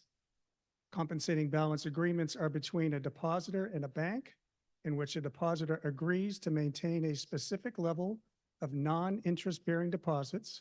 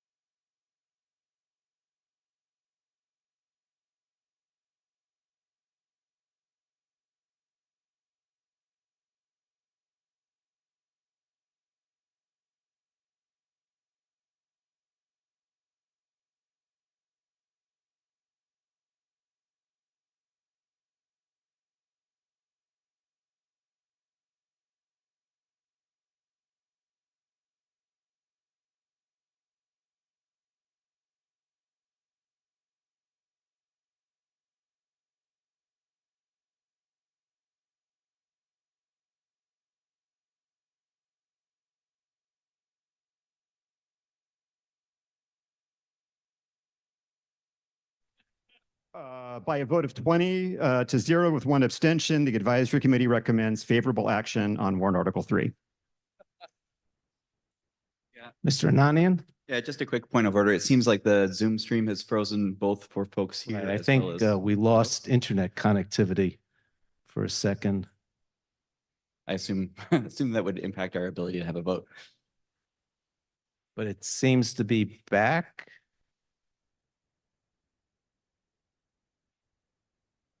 Oh, it's too bad. I'm told they missed, the folks remote missed Mr. Doughty's spellbinding speech. But he's not going to read it again. So I think we're ready to vote. And the main motion is on up. It's not up. We have a technical problem. So I think our IT staff. We have a.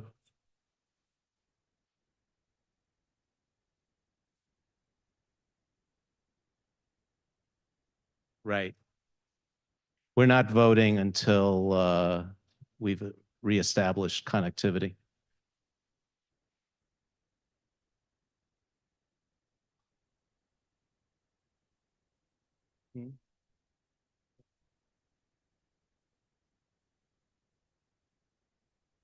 I'm told it's coming back.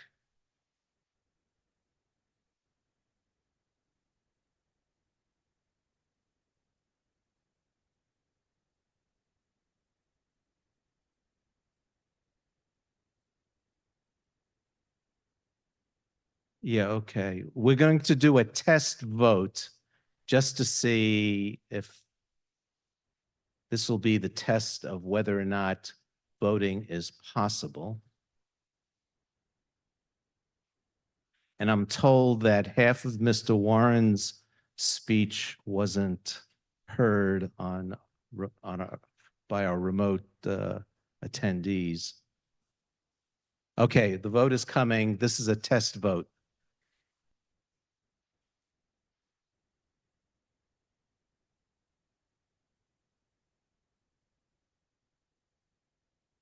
And the funny thing, the timer was going crazy while Mr. Doughty was speaking, whether he realized it or not.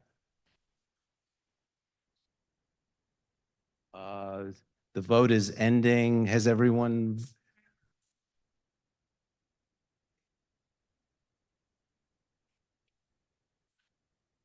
It's not up here, but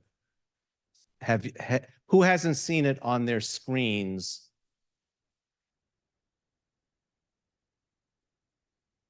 And what was the count in the test vote?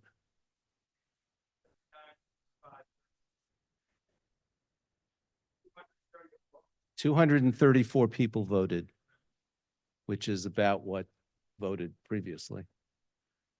So then the question is, did folks get enough information to vote? Right. So can Mr. Warren, Mr. Dowdy, just repeat the recommendations of your respective committees and boards? Paul Warren speaking for the select board, with or without puns. The select board voted unanimously to recommend favorable action on Article 3. And yeah. Dennis Dowdy speaking for the advisory committee, who also voted unanimously to recommend favorable action on warrant Article 3. And I'm told the video is out on the remote stream.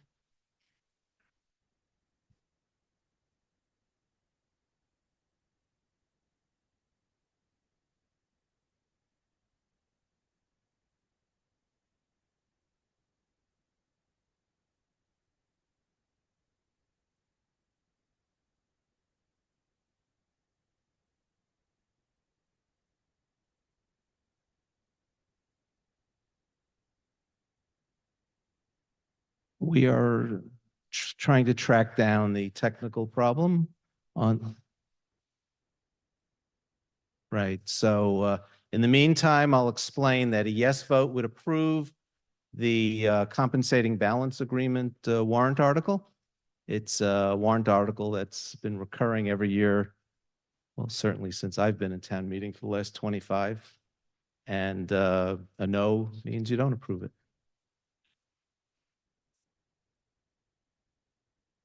Yeah. Yeah.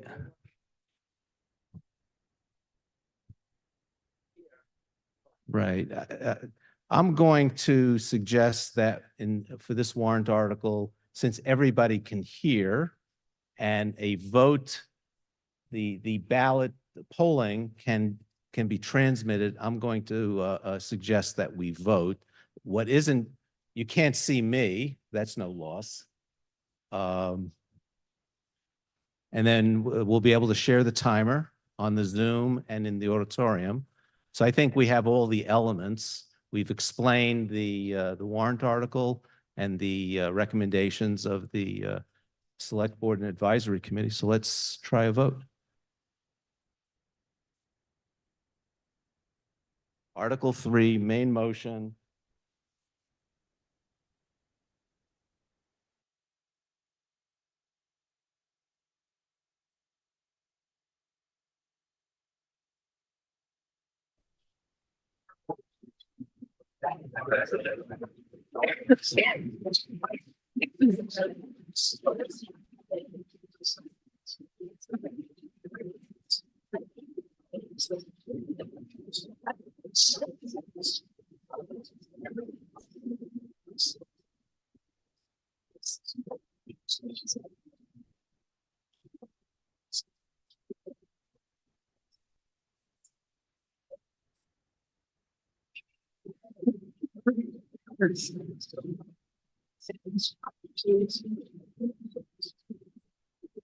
Two hundred and thirty-four yes, 0 no, 4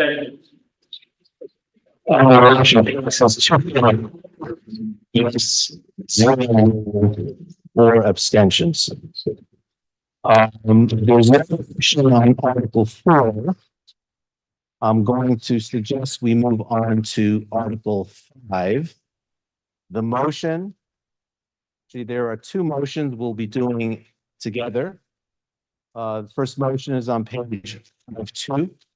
Second motion is on page 5.3. There'll be 1 debate, 1 vote. It's moved by Mr. Sandman, seconded by Mr. Dowdy. And I'm told that the sound is working, but the video feed is not. So I think we have enough to proceed. So, Mr. Salmon.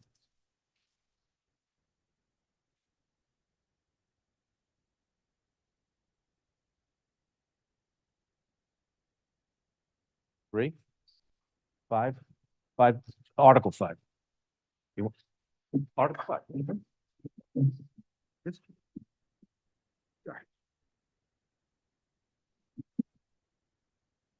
Mike Sullivan, Select Board speaking for a unanimous Select Board recommendation for favorable action on Article 5. Article 5 is another standard feature of the annual town meeting.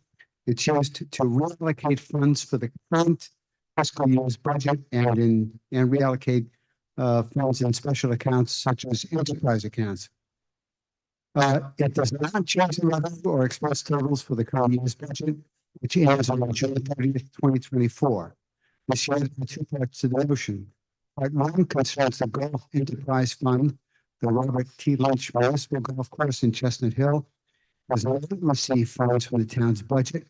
It's financed by user fees that go into the Golf Enterprise Fund, which pays for operating and capital improvements on the golf course. Any surplus is accumulated as retained earnings, and a deficit reduces retained earnings, sort of like a business operates.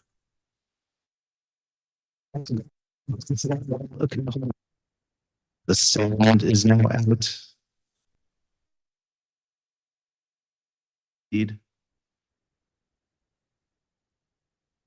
Testing, 1, 2, 3, testing. So now the sound is, we can do the video. I don't think we can do it without sound.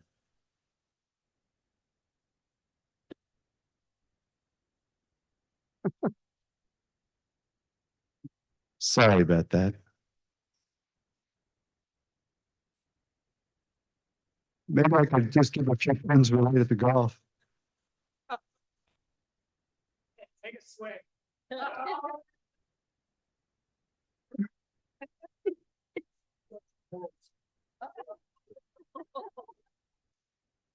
I want to just put it on for a while. Wonder if I give them this one. This might work. Testing, 1, 2, 3, testing.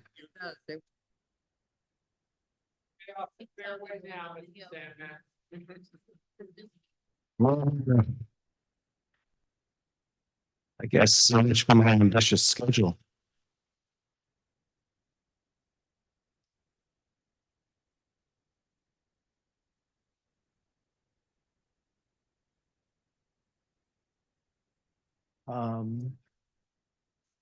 Mike, can you go to an aisle mic and we can test those? Sure. I'm told that my mic is working, but the podium mic isn't.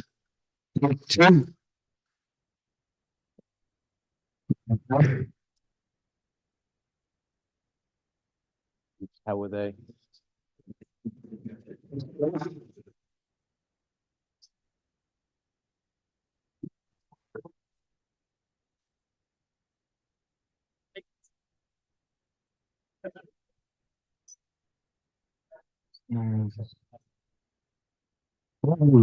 working. But it's working all the time, but it's not working on for the remote. That's the problem.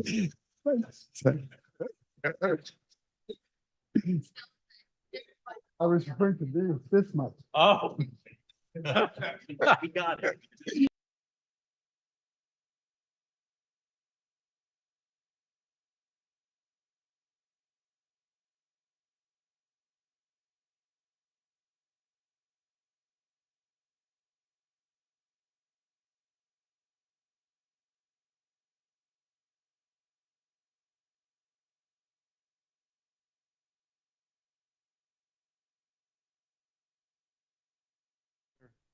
Testing, 1, 2, 3.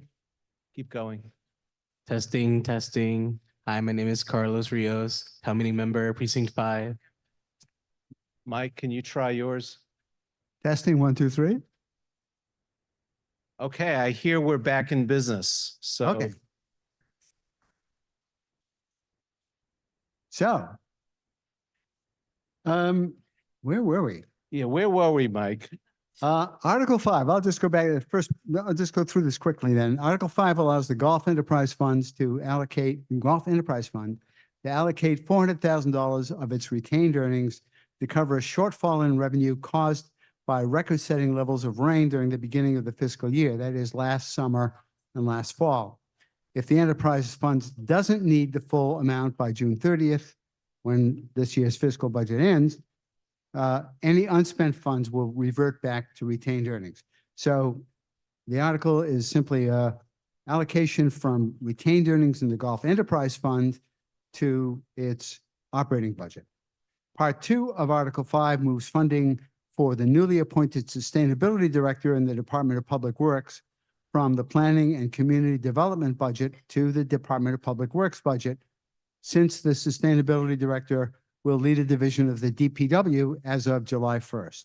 As with Part 1, there's no overall change in the current year's budget, just a move from one account to another, from one pocket to another in effect.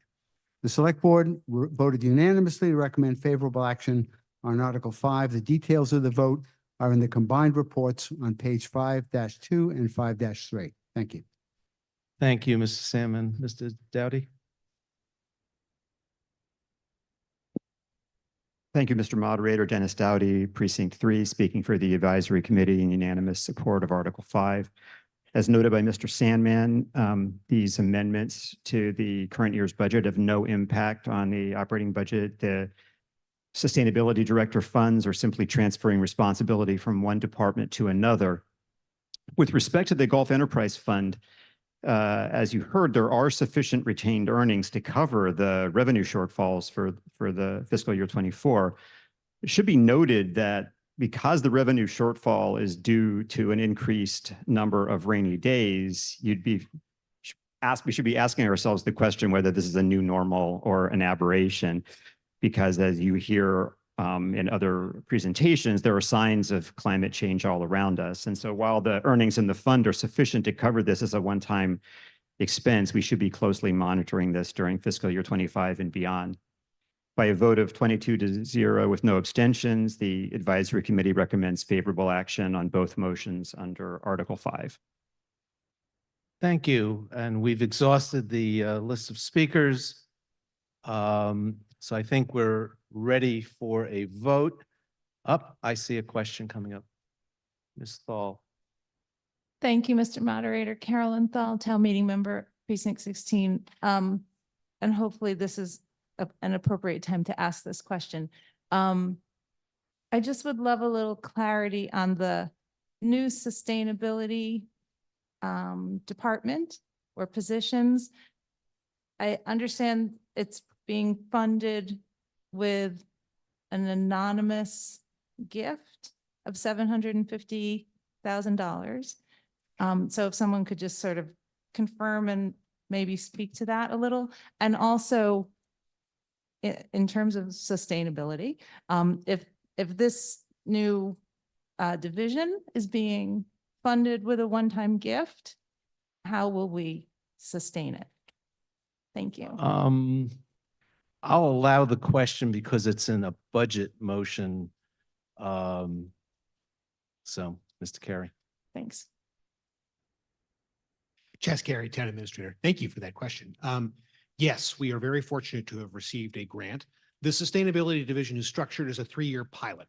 The aims of this division are to demonstrate its value to the community and its effectiveness. We've previously noted, through no fault of the past 2 sustainability directors, that the resources devoted and the position when it was in were insufficient to meet the demands and the needs of the community.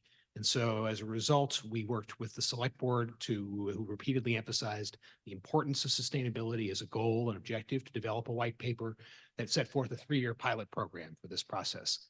It will move forward accordingly. There is a very ambitious timeline set by the new director, Alexander Vecchio, and the Commissioner of Public Works, Aaron Shute. And at the end of that process, when that money expires, we will hopefully, one, have a steady source of grant funding, but we're also aware that in consultation with other Massachusetts communities, it's not feasible to fund sustainability operations on grant funding alone. We will need to make the decisions about where in our revenue sources, the full-time funding for that department, that division will come from, and how to sustain that in that time. But our hope is that by demonstrating the value proposition of this division, we will be able to say the expense that we've identified is worth it and the source of revenue that we've identified for it is appropriate to fund that expenditure. Thank you. Thank you, Mr. Margolis. John Margolis, Precinct 7. Ms. Thal's question leads me to rise and ask a question. Is it true that the grant in question was anonymous? And if so, how can we have an anonymous? Talk into the mic, Mr. My Margolis. question is it true, is Ms. Stahl accurate that there was an anonymous gift to provide the funds? And how can a public body have an anonymous gift? Don't the public records law prohibit that? Mr. Carey? Chaz Carey, Town Administrator. Thank you. Yes, the gift was given through through the process of an anonymous family foundation, a foundation that the donor itself is not anonymous, right? The donor says that the donation is being made on behalf of a foundation, a family foundation. And so we know who the stated donor is, but they're saying it's being made on behalf of individuals who wish to remain anonymous. And as Town Council, I believe, indicated when we were discussing this, when the Select Board was discussing this in public session, the conditions, the gift can be offered to the town and the town then decides whether or not the terms are acceptable. And in this instance, the Select Board voted to accept that gift. Yes, sir. Hi, Connor Sheehan, Precinct 10. I was curious what the plan is should the golf course continue to face budget shortfalls, revenue shortfalls.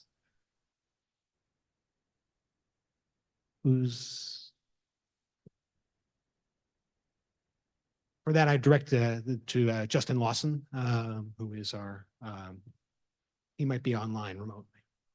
See here? No. Ms. Goff? Melissa Goff, Deputy Town Administrator. Part of the work contemplated in the capital plan for the golf course is to do drainage improvements to help with some of the rain issues that the course has been dealing with over the years. Okay, I think we're ready for a vote.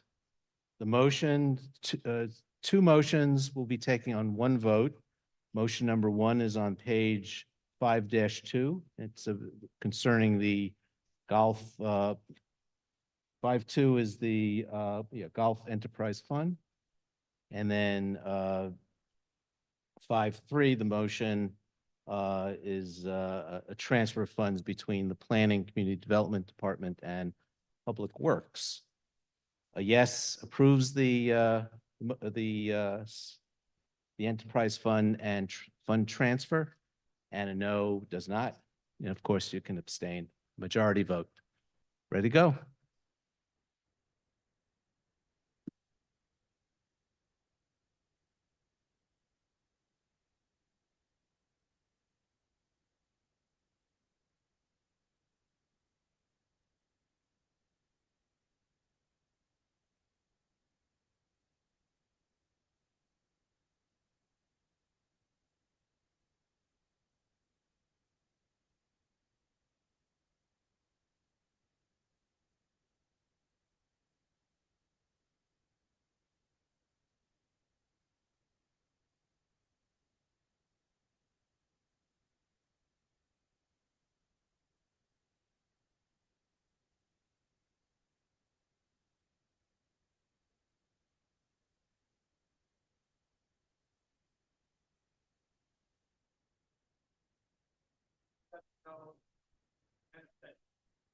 Vote passes 225, 7 no, 10 abstentions.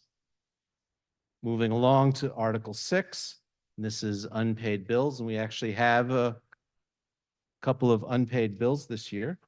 The motion is on page 6.1. It's moved by Mr. Sandman, seconded by Mr. Doughty. And Mr. Sandman, you're up. Mike Sandman for the Select Board. Let's hope that I don't put the video to sleep again.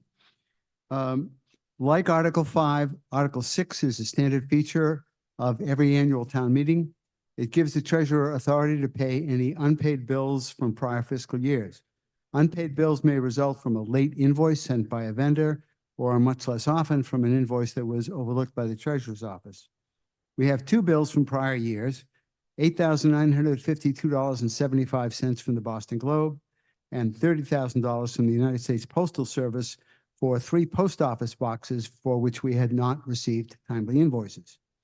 Mr. Heineman, the treasurer, is optimistic that the final amount will be lower, so the maximum town meeting is asked to authorize is $38,952.75 for payment of prior year bills.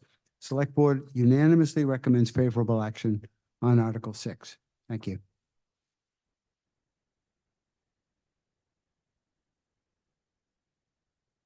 Mr. Dowdy.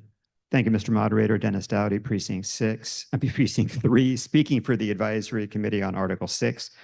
The Select Board did a very nice summary of the background, and the Advisory Committee concurs with the analysis and recommendation by a vote of 22-0 with no abstentions. The Advisory Committee recommends favorable action on Article 6. Okay. Okay, I think we're ready for a vote, and I've been having a back and forth with my assistant moderator on the required majority. I think it's 9/10. It's 9/10 and a special 4/5, 80, yes, 80. So we need an 80% majority. So with that in mind, the motion is on 6-1. And by the way, we've had very few of these unpaid bills in recent years. So we're ready to go.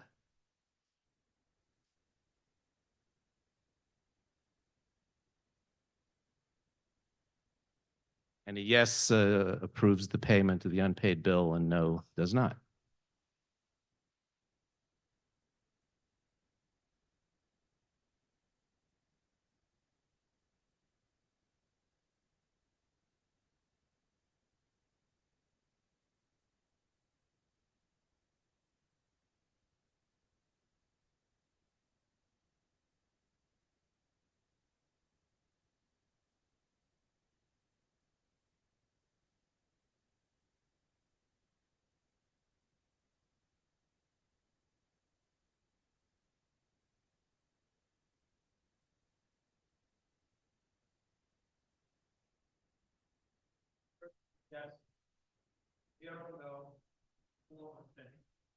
Motion passes 233 yes, 0 no, 4 abstentions. So we met the 8/10 threshold. Ready to move on to Article 7. This is another recurring article, the acceptance of legislation regarding property tax exemptions. The main motion is on page 7-2. It's moved by Mr. Warren, seconded by Mrs. Granoff. Mr. Warren.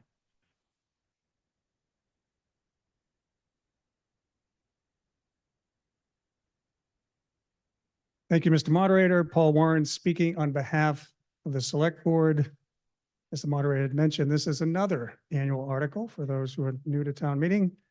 Article 7 provides for an increase in the property tax exemption amounts for certain classes of individuals, including surviving spouses, the elderly, the blind, and disabled veterans. The proposed increase, which requires annual reauthorization, as mentioned before, have been approved annually by town meetings since 1989. The estimated cost for the FY25 budget is approximately $40,000 and is funded from the Tax Abatement Overlay Reserve Account. A lot of tax bingo words in there.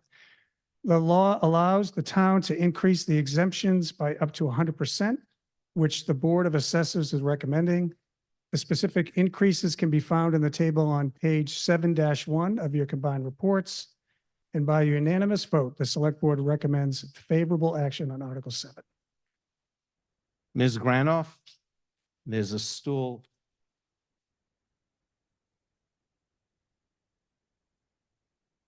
I don't know if that's going to be high enough, but we'll find out.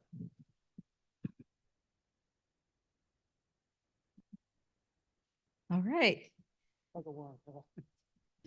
Can you look? Okay. Hello, I'm Susan Granoff, Precinct 7 Town Meeting Member, speaking for a unanimous advisory committee, which recommends favorable action on warrant Article 7 by a vote of 23-0 with no abstentions. Please join both the AC and the Select Board in voting favorable action on this warrant article. Thank you. Thank you. And here too, we've exhausted the speaker list, so I think we're ready for a vote. And the motion is on page 7-2 at the top. And a yes vote approves the exemption, a no vote doesn't approve the exemption. And of course, you can abstain if you wish. So whenever you're ready.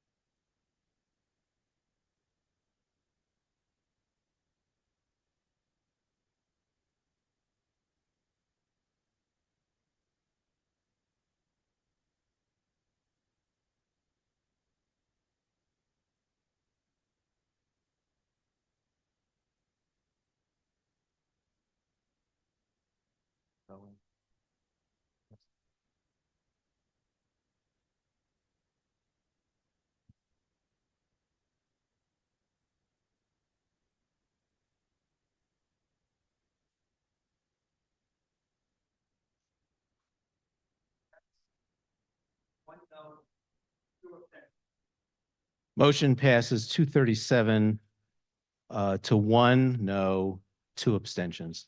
And I'm going to be turning the podium over to my assistant moderator, John Karen, for Articles 8 and 9, and I will take a break.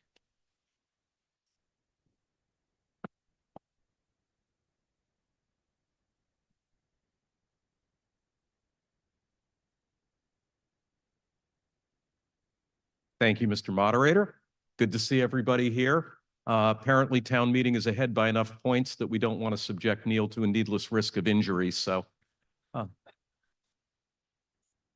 it would not be good. So Article 8 is a motion to establish certain revolving funds, actually to put some revolving funds that already exist formally into our bylaws while also creating a new revolving fund for public health, focusing primarily on vaccines, which the speakers will explain way more clearly and in depth. The main motion appears on pages 8.3 to 8.5 of the combined reports, moved by Mr. Perlman, seconded by Mr. Dowdy. Mr. Perlman.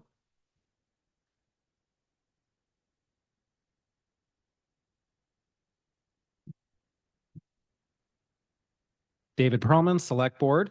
Article 8 is an amendment to the town's general bylaws that will allow the town to establish a revolving fund for public health clinics, in particular for vaccine clinics conducted by the Public Health Department. This article also formalizes the listing of other revolving funds previously established by the town in compliance with Massachusetts General Laws, Chapter 44, Section 53E1/2. A unanimous Select Board voted favorable action to move to amend the town's general bylaws by adding the following new Section 311A1/2 to establish and authorize revolving funds for use by certain town departments, boards, committees, agencies, or officers under Massachusetts general laws. If approved, Article 311A1/2 would read as follows. Purpose: this bylaw establishes and authorizes revolving funds for use by town departments, boards, committees, agencies, or officers in connection with the operation of programs or activities that generate fees, charges, or other receipts to support all or some of the expenses of those programs or activities. These revolving funds are established under and governed by General Laws, Chapter 44, Section 53E1/2. 311A1/2, Part 2 deals with expenditure limitations. A town department or agency head, board, committee, or officer may incur liabilities against and spend monies from a revolving fund established and authorized by this bylaw without appropriation, subject to the following limitations. A, fringe benefits of full-time employees whose salaries or wages are paid from the fund shall also be paid from the fund except for those employed as school bus drivers. B, no liability shall be incurred in excess of the available balance of the fund. C, the total amount spent during a fiscal year shall not exceed the amount authorized by town meeting on or before July 1st of that fiscal year, or any increased amount of that authorization that is later approved during that fiscal year by the Select Board and Advisory Committee. 311A and a half, Part 3. Interest earned on monies credited to a revolving fund shall be credited to the general fund. Section 4 deals with procedures and reports. Of particular note, the town comptroller shall include a statement on the collections credited to each fund, the encumbrances and expenditures charged to the fund, and the balance available. 311A and a half, Part 5 details the different revolving funds under the bylaw. They include the facade improvement loan program, library copiers, public health clinic recreation, repair and maintenance of rental properties, sidewalk construction, maintenance and repair, and student transportation. Once again, a unanimous select board recommends favorable action. Thank you. Mr. Bors.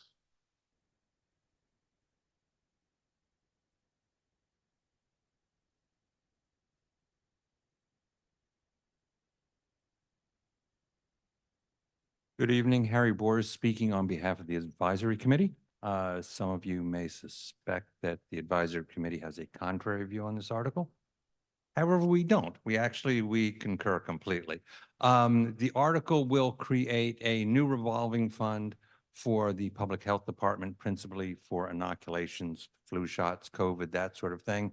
The department can take in funds from fees, from, for example, insurance, use that money to procure inoculations, and importantly also help underwrite inoculations for those people who otherwise may not be able to afford it. So being able to accumulate funds this way is important. As was alluded to by the assistant moderator, technically it does not have to be used just for this, which is probably okay because a public health crisis doesn't generally present itself early on, so you have to be flexible. The other thing that this article will do is codify in our bylaws the other existing revolving funds. So through Article 8, we kind of get a twofer. So the Advisory Committee unanimously recommends favorable action. And I see my time hasn't run out. And for the other speakers, this is great, by the way, this little timer. Although I've seen the speakers list, and I know for a couple of you, you may want to ask the moderator to put this on Central Time, but I don't think he will. Favorable action on Article 8 unanimously from the Advisory Committee. Thank you. Thank you, Mr. Bors. There is no one else signed up to speak. There is nobody at the microphones.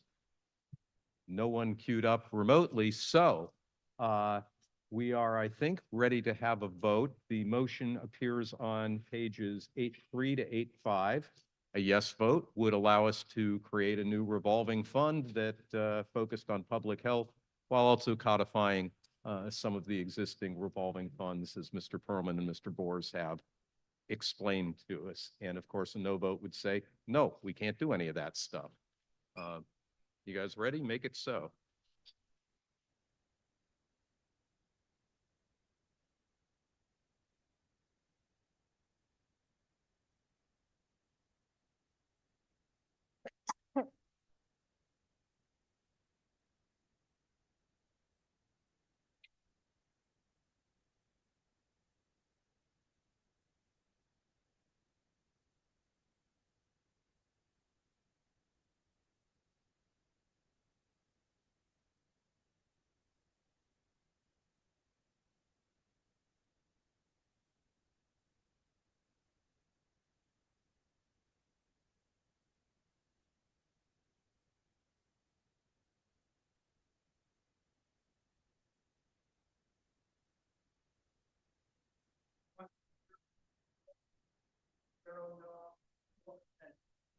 Okay, I think I neglected to say that it required a majority vote. We have quite a bit better than that. 234 yays and no nays and 4 abstentions, so the motion passes. Which takes us to Article 9. Article 9 would establish a reserve fund to deal with some accrued liabilities. There was a question, I think you may remember a little bit earlier in town meeting that got into this subject matter. And with that, it is moved by Mr. Sandman, seconded by Mr. Doughty. Mr. Sandman. Good evening, Mike Sandman again for the Select Board.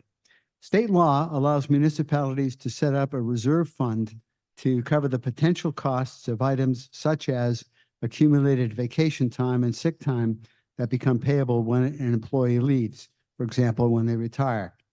Brookline sets aside reserves for benefits that will be payable on retirement. We do that based on what the employee is entitled to by virtue of a union contract or for non-union employees an employment agreement. But until recently, many employees under a prior administration were allowed to carry over more unused vacation time than they were entitled to.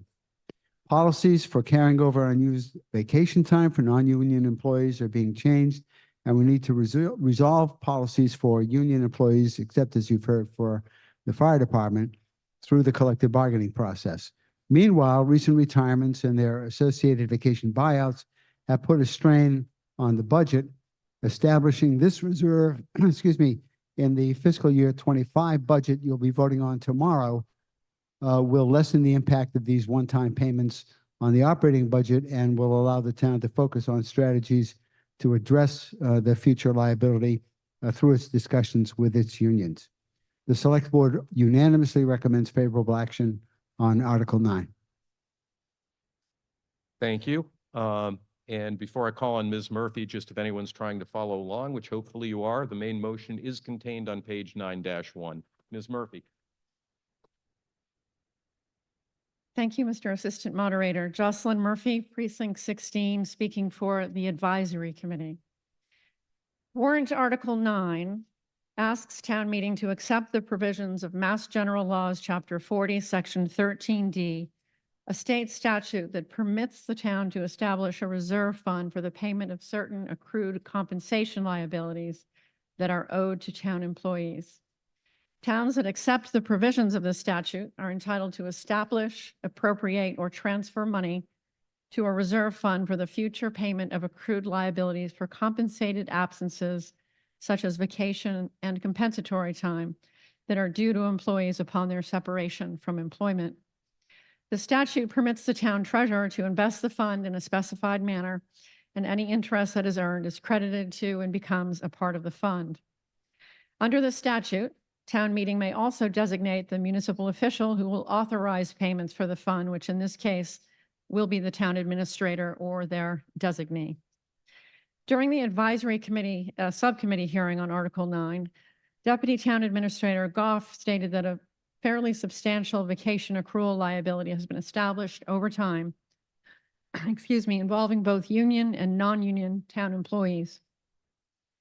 When these employees leave their employment with the town, they are owed fairly substantial sums, in some individual cases up to $50,000, for accrued vacation and compensatory time that must be paid. This liability poses a potential problem for the operating budgets of the departments where these employees have been employed.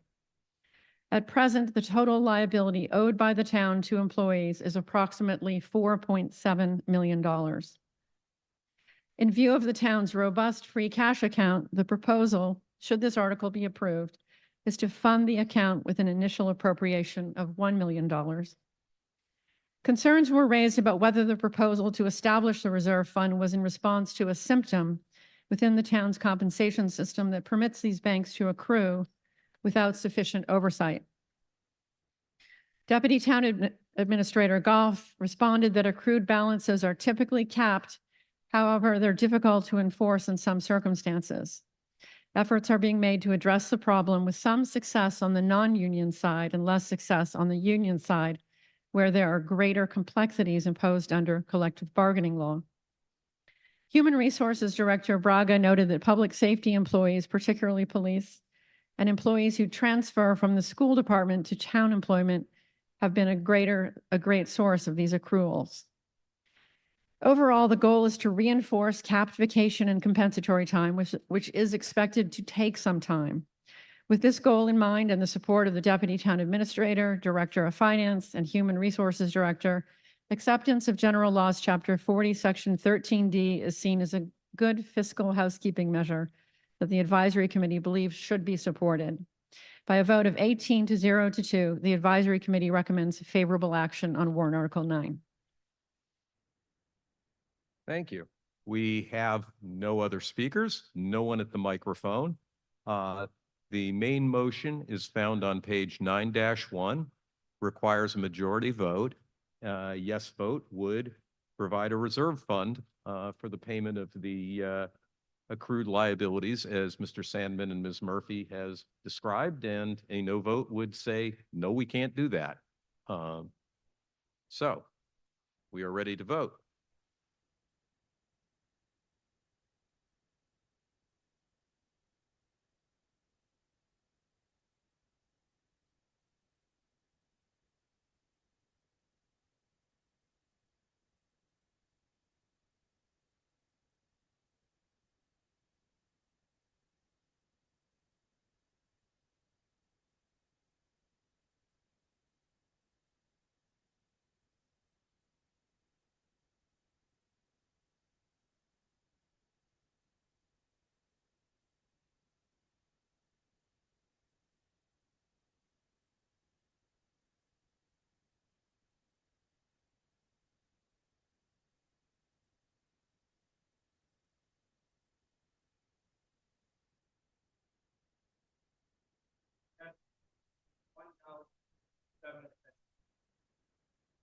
Okay, the vote was 230 yes, 1 no, and 7 abstentions. The motion carries.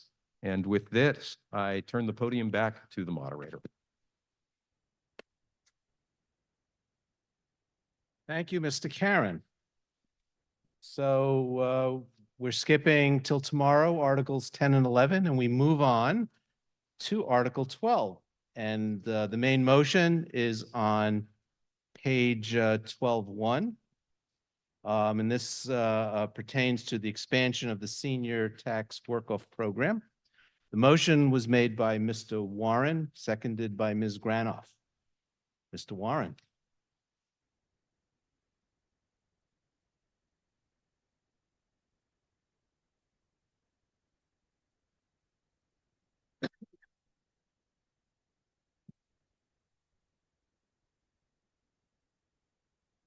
Thank you, Mr. Moderator. Paul Warren, speaking on behalf of a unanimous select board. Article 12 would raise the maximum annual property tax exemption by $125 to a total of $2,000 per year for participants in the senior tax work-off program. The program currently allows up to 35 senior residents to reduce their property taxes by a maximum of $1,875 annually in exchange for working as a volunteer for designated town departments. Individuals must be 60 years and older with a total gross income not exceeding $82,950.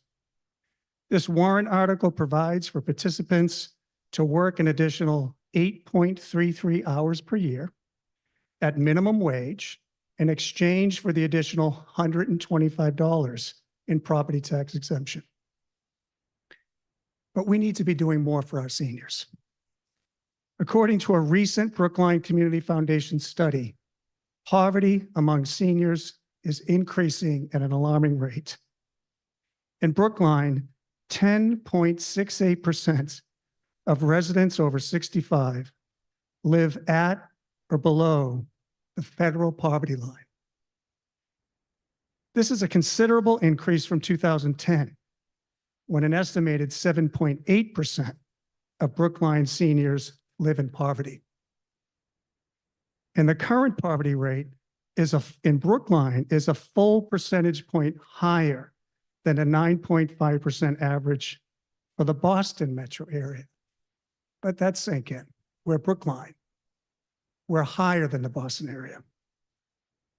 Yet we allocate 1/4 of 1% of our operating budget to our seniors, who make up more than 20% of our population. I'd ask you to sleep on that tonight as we consider $1 million increase in a department that isn't asking for it. We need to be doing more for our seniors. Article 12 is a teeny step. A unanimous select board recommends favorable action on Article 12. Ms. Granoff?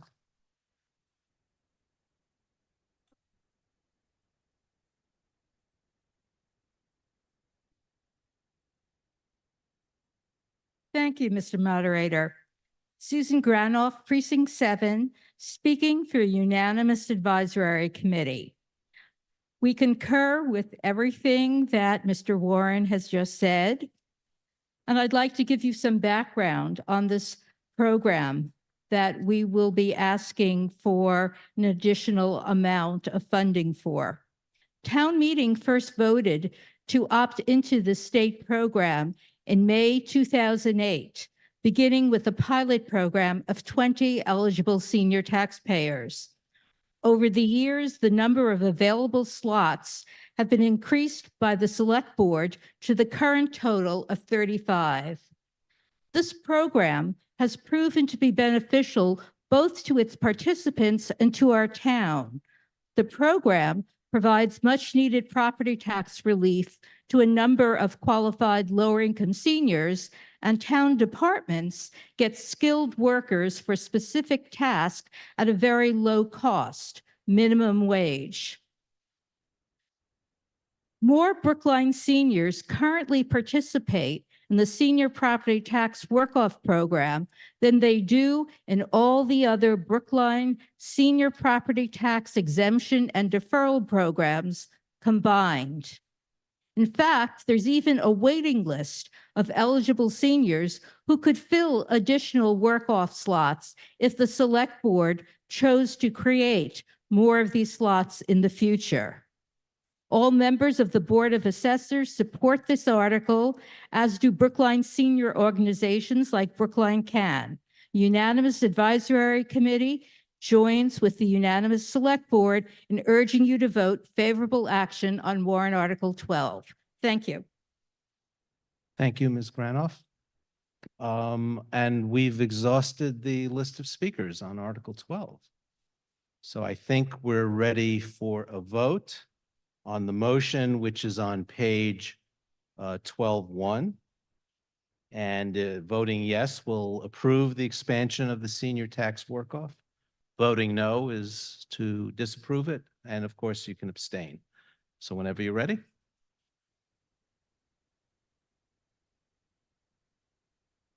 And after this, we'll move on to Article 13. So we have a longer list of speakers for that one.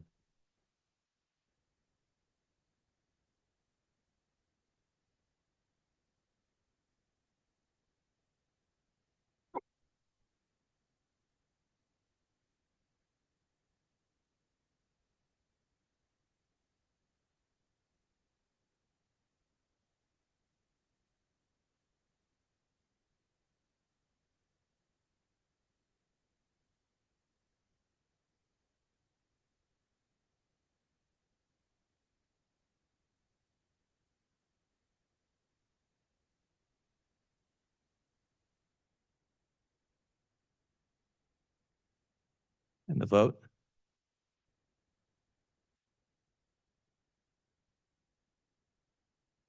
And the motion passes 234 yes, 0 no, and 2 abstentions.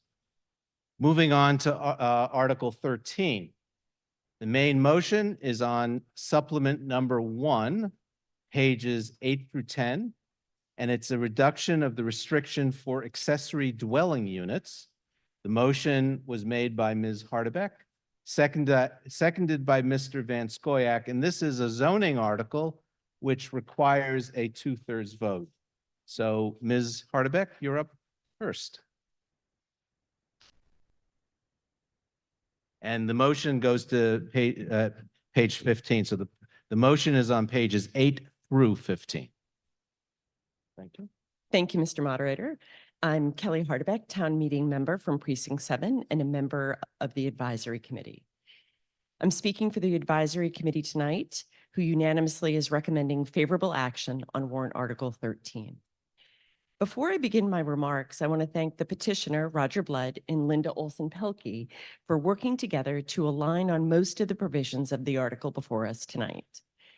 The petitioner's original version of Article 13, which is not being moved, would have allowed investor owners to create accessory dwelling units. And if the home was not resold to an owner occupant within 24 months, it requires that ADU to be deed restricted as an affordable unit and rented to households under 80% AMI for at least 15 years.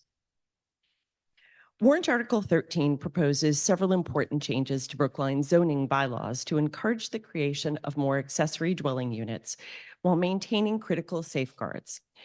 The key provisions of the article include increasing the maximum size of an ADU that can be built by right to the lesser of 900 square feet or 40% of the dwelling's habitable space. This is an increase from the current limits of 750 square feet or 30%. Secondly, it would allow ADUs up to 950 square feet or 40% of habitable space, again, the lesser of that, to be approved by special permit, thus providing additional flexibility for larger units where appropriate. Thirdly, it limits the previous requirement that owners must have occupied a home for 5 years before adding an ADU, and it streamlines the process to verify owner occupancy by utilizing the town assessor's residential exemption database rather than requiring separate affidavits or other documentation. It also strengthens the prohibition of short-term rentals of either the ADU or the primary dwelling to ensure that both these units serve as long-term housing. It adds enforcement mechanisms like the ability to revoke a certificate of occupancy if the ADU bylaws are violated. And this will really help with ongoing compliance. Finally, Warrant Article 13 would allow an ADU to have a separate street number, utility meter, and also an entrance that faces the street. All of these are prohibited under our current bylaw. The Advisory Committee carefully considered the potential impacts and unintended consequences of all of these changes. We concluded that increasing the allowable size of the ADUs while maintaining the 120% FAR limit will encourage more ADUs without dramatically altering the character of our neighborhoods. Importantly, the Advisory Committee's amended version of the article does not allow investor owners to create ADUs. As I mentioned, it was a provision that was included in the original article. The committee felt that enabling absentee owners to add ADUs could effectively create two-family zoning in all districts without adequate public input or analysis. We also felt it might incentivize teardowns of existing homes to maximize property values. So by restricting ADUs to owner-occupied properties, we can ensure ADUs fulfill their intended purpose of providing supplemental housing and flexibility for Brookline residents. The Advisory Committee supports eliminating the 5-year look-back period, as this requirement definitely created a barrier for homeowners wanting to add an ADU immediately. It should be noted that removing this provision does not weaken any other restrictions around ADUs. A homeowner could still not build a new house or a garage and immediately convert part of it to an ADU. The home would need to be at least 10 years old before such a conversion could take place, and a detached garage that was newly built would have to be at least 5 years old before an ADU could be added. So in summary, the Advisory Committee believes Warrant Article 13, as amended, strikes an appropriate balance between expanding access to ADUs and protecting the nature of Brookline neighborhoods. By allowing modestly larger units and removing unnecessary barriers for homeowners, these zoning changes will hopefully create much-needed housing options and provide more flexibility. For all these reasons, the Advisory Committee voted overwhelmingly 22-0 to recommend favorable action on Warrant Article 13. Thank you. Thank you. Mr. Blood, 5 minutes.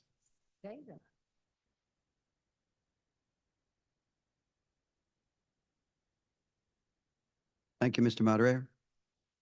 I'm Roger Blood, Chair of the Housing Advisory Board and the lead petitioner on Article 13.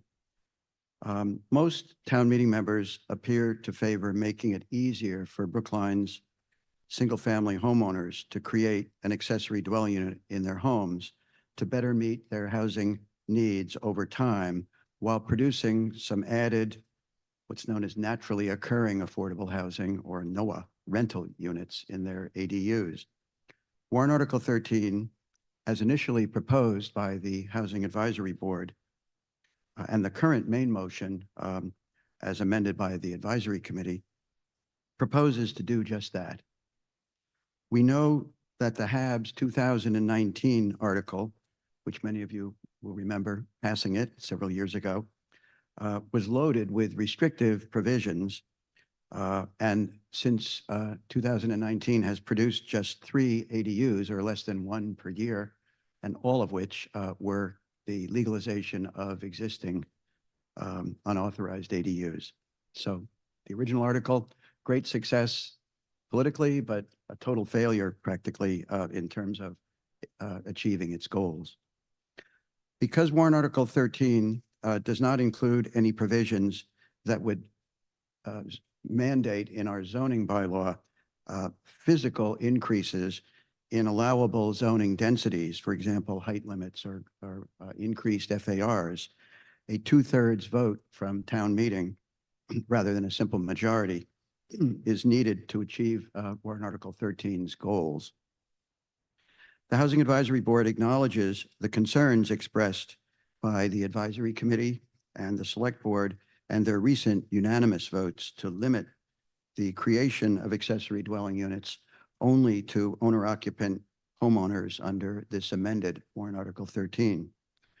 Although the HAB's version of Article 13 also included a carefully and very limited ability for non-owner occupant homeowners to create an ADU, all of the other user-friendly provisions contained in the AC's main motion also appear in the HAB's proposed version. The HAB continues to believe that its version would produce a better result without the adverse effects from non-owner occupants creating ADUs that have been suggested. We know that the governor's proposed ADU proposals in the current housing bill would override local zoning authority. So this is something that bears watching. And it would encourage for-profit developers to produce absentee-owned homes with 2 full market rent units and no affordability restrictions. The outcome of the state's efforts in this regard, however, remain to be seen. For those of you who share the concerns of the AC and the Select Board and feel that you cannot support the HAB's version, the Housing Advisory Board encourages you to support the AC's main motion tonight in order that Brookline can advance our greater common goal of a more user-friendly ADU zoning bylaw and in a small way contribute to the desperate need for more moderately priced housing units in Brookline while being not very intrusive in terms of oversized large-scale development in town. Thank you very much. Thank you, Ms. Pelkey.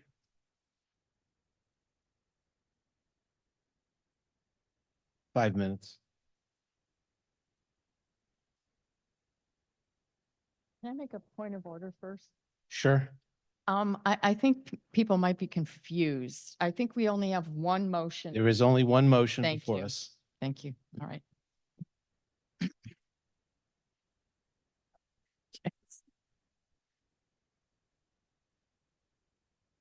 Good, good. Well,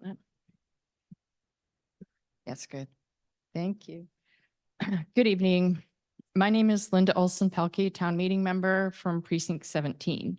Could I have my slides, please? They're up. Excellent. I'm speaking in favor of warrant Article 13, and I'm grateful that we've all come together to support the same amended version. Next slide.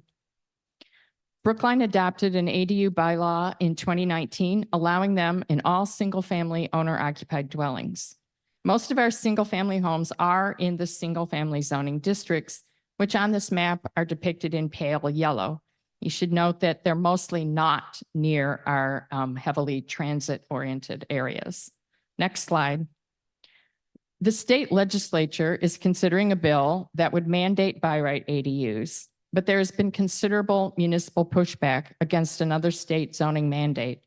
Municipal leaders think it is too heavy-handed and have testified that they want the ability to tailor land use regulations to local conditions.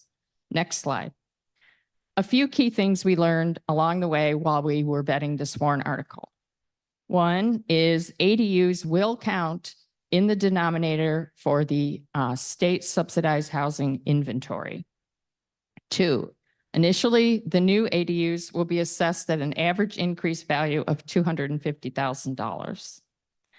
Three, petition's original version with an investor owner option was seen by many as creating de facto two-family zoning. And such a significant change needs to be part of the broader townwide public comprehensive planning process that's just beginning. Next slide. So the version we are voting tonight reflects an amendment to remove the investor owner ADU option. Next slide.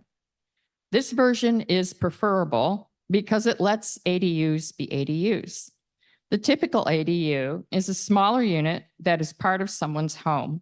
It gives flexibility for owners to house family members or caregivers or provide a rental, often at below market rents. These types of units are known in the housing world as naturally occurring affordable housing. This fulfills a valuable and unique niche in Brookline's housing options. Next slide. So what's so bad about the investor owners? It allows for two-family absentee landlord rentals, which could bring destabilizing effects to our neighborhoods. These houses could potentially house large numbers of renters because Brookline no longer has any rules governing how many unrelated individuals can live in a housing unit. Inviting investors in who simply want passive income or profits will reduce the number of properties on the market for regular buyers and drive the cost of housing up. Incentivizing investors with the ability to add an additional unit could lead to more teardowns as developers seek to maximize their buildable square footage. Next slide. The amended warrant Article 13 retains all of the petitioner's suggestion for simplifying and easing the regulatory burden to creating ADUs. Next slide. Please join the advisory committee and select board and vote favorable action in warrant Article 13. Thank you. Thank you, Ms. Pelkey. Before we move on to the next speaker, who will be Paul Sainer, we got a question from the remote attendee, Lee Birnbaum, on why this doesn't qualify under housing choice. And the answer is it doesn't meet one of the tenets of housing choice. It doesn't reduce regulations concerning bulk, height, yard size, lot areas, setbacks, open space parking, and building coverage. So this does more than that. So it doesn't fit under that exact metric for housing choice. Therefore, it's 2/3. Mr. Gladstone. Thank you. Scott Gladstone, Town Meeting Member Precinct 16. And I have a question for all the zoning nerds in here. And if someone from the building department's here, it may be interesting to hear what their ruling might be. But here's the question. The proposal states that ADUs can increase the FAR by 120% of the allowed FAR. In a SC district with a single family, if for some reason that unit cannot be converted into a two-family under the regular rules, and there are reasons, and they want to take advantage of the ADU, a two-family in an SC district goes from a FAR of 0.35 to an FAR of 0.50. So the question is, in the SC district, if somebody is adding an ADU as opposed to converting to a two-family, what is the 120% based on? The 0.35 or the 0.50? Wow, who is going to answer that? Mr. Bennett, Yes. the because- source of all. And the person zoning who will be enforcement ruling on this decisions. question. That is perfect. Good evening, Dan Bennett, Building Commissioner. In that case, they would go back to the one family with an ADU, so it would be on the 0.35. Excellent. Thank you. Yep. Wow, okay. Mr. Sainer, you have 4 minutes. I believe Mr. Sainer's remote.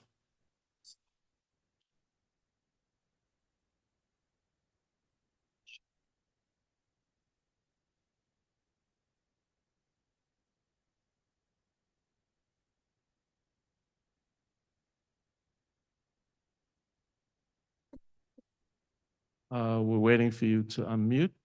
Okay. You're on, Mr. Sainer.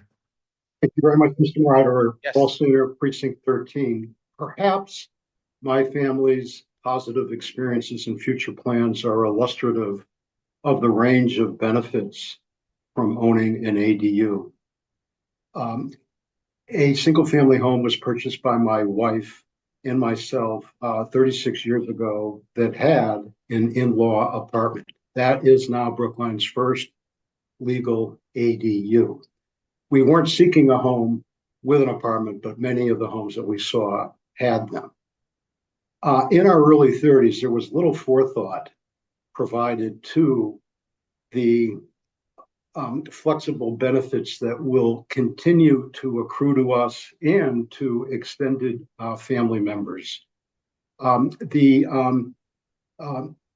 lesson that we learned early on is that it's really important to develop a very good relationship with one's tenants, and that's far more important than maximizing market rent. We receive services in kind, as an example, a nanny for our 2 young daughters whose family lived in our apartment. Family members have had a lot of use of our ADU, starting with my sister, who was our first nanny and occupant, followed by another sister and her daughter, who was a role model to my 2 young daughters. A couple of decades later, and an entire generation, we had as occupants in our apartment a niece and her boyfriend while they were in graduate school, and my daughter's fiance while she was attending law school. Prior to COVID, my wife and I were looking, along with my guide dog, to downsize. And then during COVID, we fell back in love with our home. And we had 3 goals for it. 1, to age in place, 2, to decarbonize it, and 3, to make the existing apartment legal, which the 2009 bylaw did provide. Our present tenant is my niece and her boyfriend, another niece that is, and her boyfriend. And they have set us up very nicely as young retirees who want to travel a lot to have watchful eyes over our home. They are in their early 30s, young professionals that are housing challenged. The importance to me of the learning of the environs of my home over most of my lifetime are really important to me as a blind person. And the goal of aging in place 1 minute. is a very planful long-term goal. And so in closing, I would like to thank Roger Blood, my dear friend, for having worked on ADUs for the last 12 years. And I want to urge approval of this well-supported warrant article that will add additional small A affordable units in Brookline and will benefit hopefully future families like it has ours. Thank you for your time. Mr. Van Scoyac with the Select Board.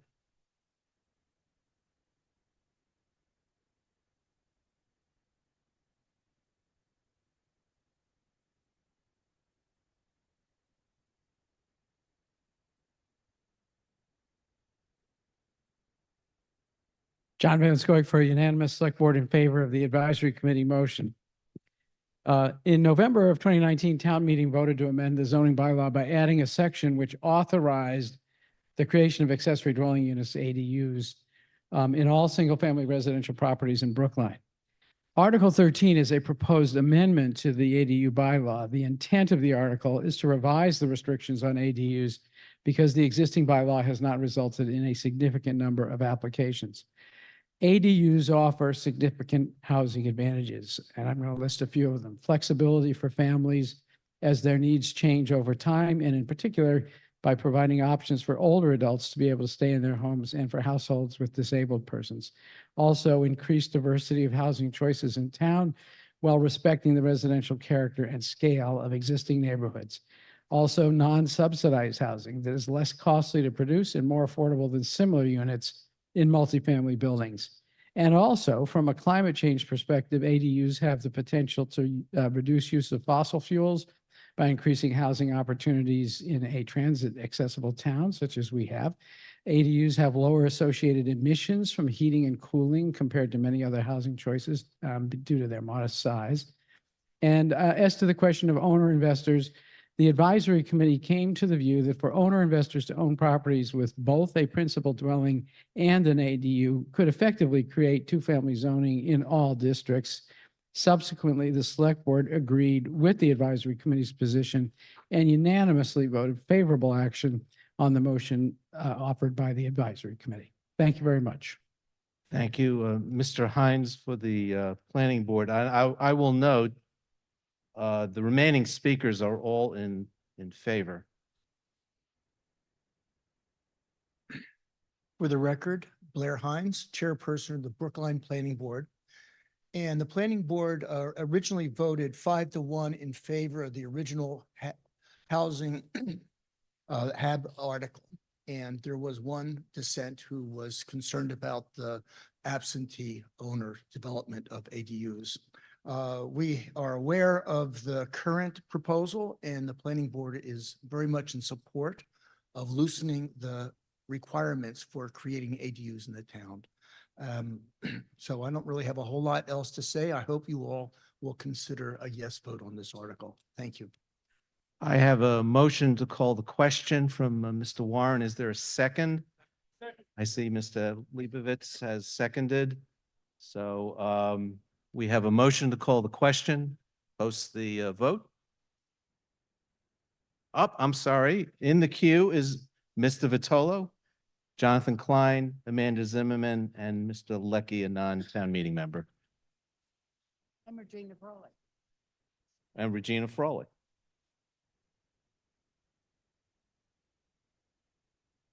Sorry. Okay, post the vote.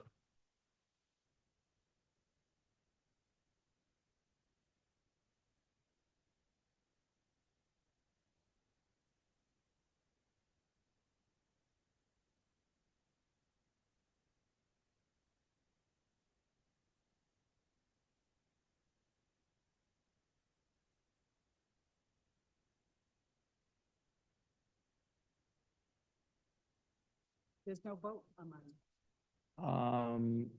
The vote is in back of the, Only the time. Regina doesn't have a vote.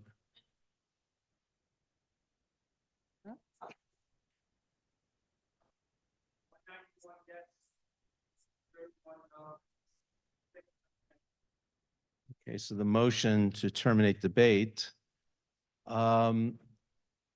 Ms. Frawley needs some Just IT came help. With the final, without my chance to vote. Okay, so you'll just, Mr. Kaufman will record an additional vote for Ms. Right. Frawley. What's the problem? Why did it happen? Yeah. Can't hear you. You know I can't hear. Yeah. Okay, so we're now ready to vote the main motion. Oh, I'm sorry. I thought I did.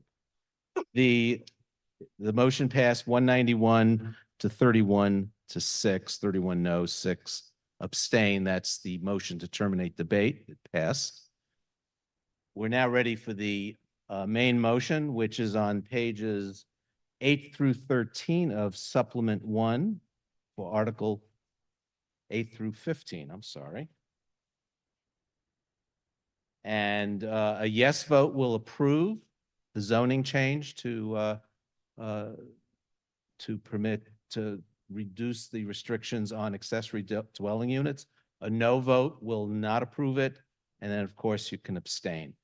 Okay, so I think and it requires 2/3 yes to zoning, which does not meet the housing choice threshold. We're ready. Same issue. Okay, now it's up.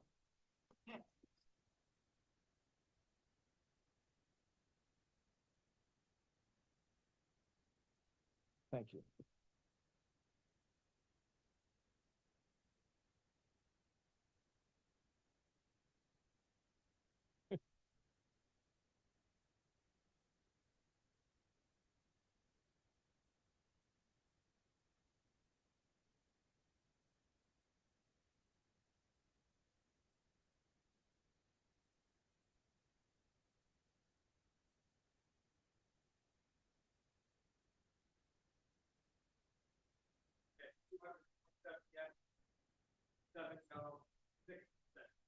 Okay, motion passes 227 yes, 7 no, 6 abstentions.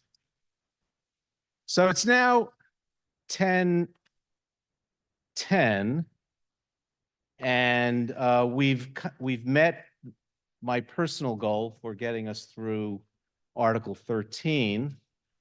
We could go to 10:30. We could take one more.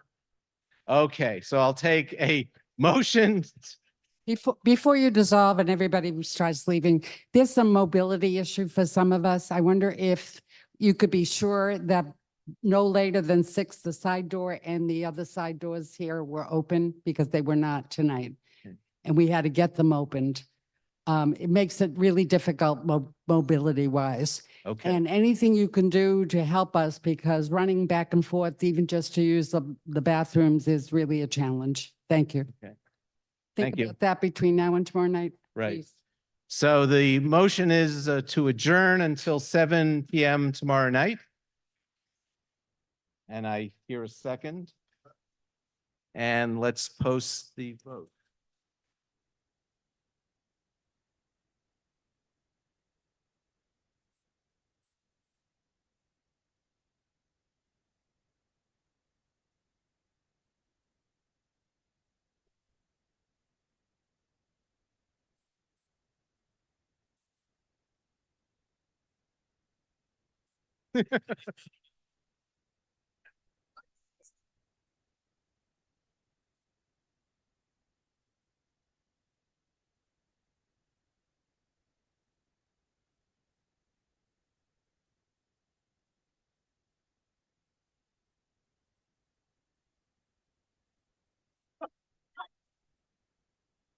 I actually, yeah, and the vote.